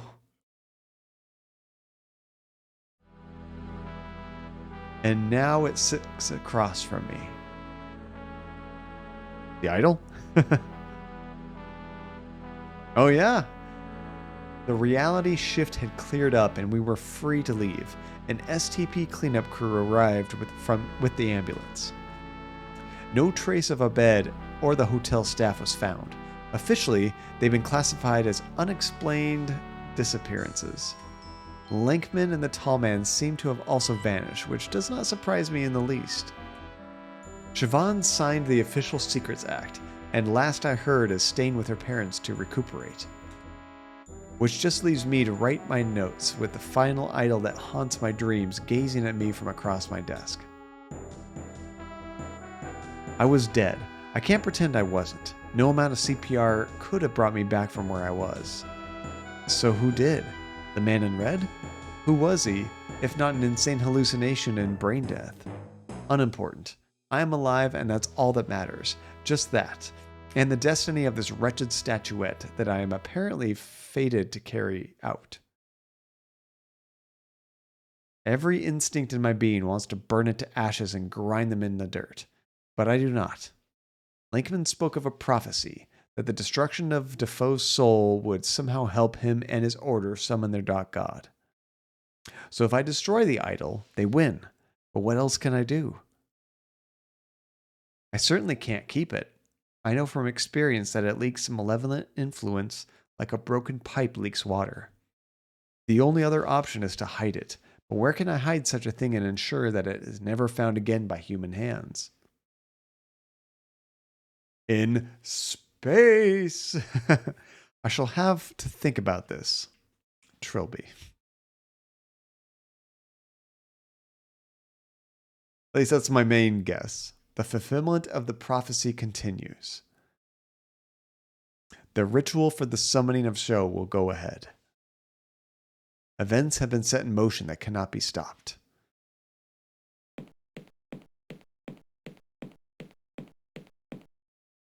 We have the blood of the guide. Now we must wait. Wait and prepare. Oh, they took our coat. That's how they got our blood. Oh, creepy. At this point in time, there came a man from the land of technology, and though his wisdom was great and his power advanced, he had the willfulness of his fellows, so he was the arrogant man. And on the 8th and 20th day of the 7th month of the year of the arrogant man, the king raised up the land. I can't speak. O king, I beseech you, for this land has become corrupt without your benevolent hand, and the darkness seeks to envelop us all. I demand of you to cross the border between the lands and make things right, for my power is great, and I have it in my power to control, even as great as you do. And the king and the rightful amused, for a while the arrogant man's power was indeed great, and the king's power was greater still. And the king said, I will not submit myself, for firstly, my power is greater than yours, and not yours to command. Secondly, while my capabilities are many, it is impossible for me to enter the land of technology, for the border is dark and treacherous ocean I cannot will away. But I will do this for you, O arrogant man, for all the bigness of your head, and you are still small enough to be spared some ocean. I shall rescue you from the darkness in the land of technology, and you shall live in my household, and you will learn humility. And I, as the king, said it, so be it. And the arrogant man crossed the ocean to the house of the king, where he was brought before the majesty, who said, Now you must repay me for the slight your arrogance caused me, for despite your insult, I love you and love every man and beast. Something heart. I missed some of that. And the king took the body and the mind of the arrogant man and separated them from his soul, and he placed it in a great tree in the land of technology. And with this action, he announced, ID, now you, or it's 10. Now you are the tree is you, the wood is your soul. With the gift of separation, your body shall not wither and die throughout your lessons. But should any man interfere with the tree that is your soul on that day that is mine, I shall lend you the power to confront them and strike them down with vengeance. And then he touched the arrogant man and filled his heart with a warming love, and the arrogant man became the prince, and he knew the name of the king. And the prince and the court of the king bowed down and wept and sang, and the great praise in the name of the king, for the great generous was his wisdom. Book of Chzo. Book of Prince, Chapter 2. My goodness. That's Lankman, right? Hard to keep up with that text scroll speed. I much prefer when I can like tab through at my own pace. Oh, that's a cool artwork of Trilby. I didn't think he looked like that close up. That's not exactly what I expected. That's cool. Oh my goodness, what a crazy game. And thank you so much, Flitch, for the congratulations. That was a really trippy final puzzle. I really like it when they kind of have I guess like an action you would never expect to do, which in this game was basically stall until you're in so much pain you can just die. Which I guess in this case, you keep talking until you can't talk anymore, you can't move anymore, and then you can just give up. Because I mean, I guess when you can't move and you can't talk, then it's kind of game over, right? It's kind of interesting.